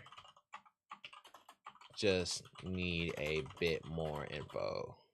Thanks. Yeah. Just need some more info, some more information here. But that was the reason why the whole static didn't work. It's because you have to set up the DNS. A few things keep in mind. One is the same subnet needs to be on the same network. Yeah. So subnet, DNS, blah blah blah. So it's the same thing as I said here. Subnet true, but yeah, I was thinking that he may have put in the right subnet information. Subnet is basically the IP address. Like for example, if it's 192.168.0.1, then your subnet is going to be that 1 to 255 IP address, but it's not really 255 because that's the highest IP you can go. That's the broadcast, but basically 1 to 254 in that case. But 1 is usually reserved for whatever the default gateway is. So basically, the one that gets you out to the internet is usually .1. So that's going to be your router. But yeah, in this case here, I just said DNS on this one here, as well as we need some more information, just asking some more probing questions so we can get an update as to what's happening with this. So yeah, we just need a little bit more information so that we can proceed further. So cup of coffee, keep us posted, bro. Okay. So this is Apple earbuds mic not working, and it's starting to get close to time here. How many more we got? Dango, reformatted my HDD. Okay, cool. So this is the last one. All right. So this is from Apple earbuds mic not working. So stop haxing writes, Apple earbuds mic worked with my laptop, but not with my computer. Okay. I know the port is working as when I use the non-Apple product. I can hear myself just fine. Is there any way to resolve this problem? Is this just how Apple earbuds are designed? My laptop and PC aren't Apple products. No. Apple products pair with whomever. However, they can only pair with one device at a time. So unless they are all Apple. So what I would say is to temporarily disable the Bluetooth, the Bluetooth of your laptop to see if the desktop is able to pair with the AirPods. More than likely, what's happening is you can't switch because the earbuds are paired to the laptop and it doesn't let them go without a fight. LOL. Yeah, that's what you say on that one. So basically, so the earbuds, they're very, very good at connecting to multiple devices if all the devices that it's connecting to are Apple products. So if it's connecting to an iPad, to a iMac or MacBook Pro or MacBook Air or whatever, then it's okay. But as soon as you start putting into Windows PCs, it just becomes a regular pair of earbuds. So the reason for this is, well, one, they're all part of the Apple ecosystem. But even when you're trying to swap between Apple products, it can kind of become a pain. Sometimes I even disable Bluetooth on my iPad just to prevent it. Can you please, can you replace a Fitbit Versa 3 LCD? Ooh, it's a possibility, but it may not be worth it. So what you may run into, so with the Fitbit Versa, and a lot of those Fitbits, Fitbit Versa 3. So with a lot of these Fitbits, the price points, the price to actually replace the screen may actually be on par with actually replacing the entire product. That's the reason why I say that. So yes, there is a possibility that you can, but you may not like the price. So yeah, if you do run into a situation with that Fitbit Versa, man, if it's under warranty, I would say try to reach out to Fitbit to see if they can replace it for you.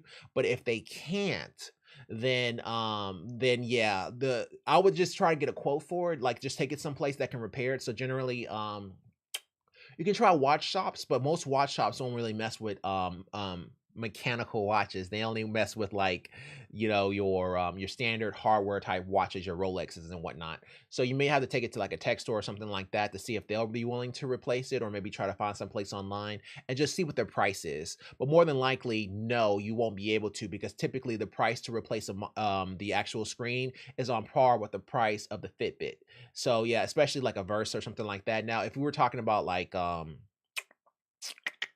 Apple Watch Ultra, we're talking about something like that, then yeah, you would actually just take that back and just use your warranty to get that guy replaced, because that guy is super expensive. But for these Fitbits though, a lot of these watches, like you run into this situation with a lot of different watches that repairing it is the same price as buying another watch. So why would you even repair it? So yeah, when you're in that particular situation where the price to repair it is the same price as the watch, you kind of put yourself in a bad situation. So that's the only thing I would say about it. I'm sorry about that, bro, but yeah, I would say more than likely not.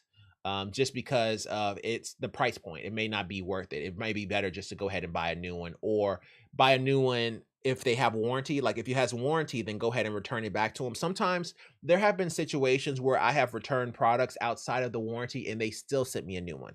So Fitbit may be on that level too. So I would, even if you're outside of warranty, just go ahead and contact Fitbit just to see what they say. They may be willing to take it as a warranty return and do it for you. Alrighty, and then where were we on the last one? I think we actually finished, I believe. Yeah. So yeah, with the earbuds guy, it actually is the earbuds themselves. They actually do pair with multiple products only if they're Apple products. However, as soon as you move it to Windows products, it becomes a regular pair of earbuds. So because it's a regular pair of earbuds, you're gonna have to use the actual case itself to actually pair. Where's my earbuds at? Yeah, right here. So sorry. So right here. There we go. Yeah, you see that button right there? Yeah, right there. So you use that button right there in the back to pair it, and that's how you actually pair the AirPods. But the problem is, whenever you pair it to Windows PCs, it's very, very, very sticky, meaning that once it's on a Windows PC, if that PC is on, it's always going to think that it has connectivity and primary connectivity to those Bluetooth devices or to those pair of earbuds. So that means that if you try to add it to another PC, it's not going to work. So you need to basically either A, completely remove it, but I'm telling him to just go ahead and disable his Bluetooth. That way it doesn't detect it anymore. And then you can go ahead and try to repair it with another computer. But you can't have them both paired at the same time and then on with Bluetooth at the same time, because it won't be able to switch back and forth. It is a straight up regular pair of earbuds at that point. Alrighty, stop haxing. That is going to do it here, and I think you are also good. Oh, that was I. Hey, and I think you're also good, I as well. So we're gonna go ahead and call it today. Thank you guys so much for watching. I'll get my my lab set up, and we can actually talk about it. I actually want to do a product review. I'll do it tomorrow probably. That way we can go ahead and start incorporating the lab into it as well. So there's a lot of upgrades coming. So I got cameras and different camera angles and labs and all kind of craziness. So we get to really see this guy explode into what I want it to be now that I have all the gear to set everything up. But yeah, that's going to do it for today's episode. Thank you guys so much for watching. And if you like this video, go ahead and like button. If you really like it, I'm going to subscribe. I love you either way. Take care. All the best and bye. Oh, and be sure to subscribe. Oh my God, subscribe to my YouTube channel or the Twitch channel or both. You know, just throw a brother a bone, please. And y'all have a good one. Bye.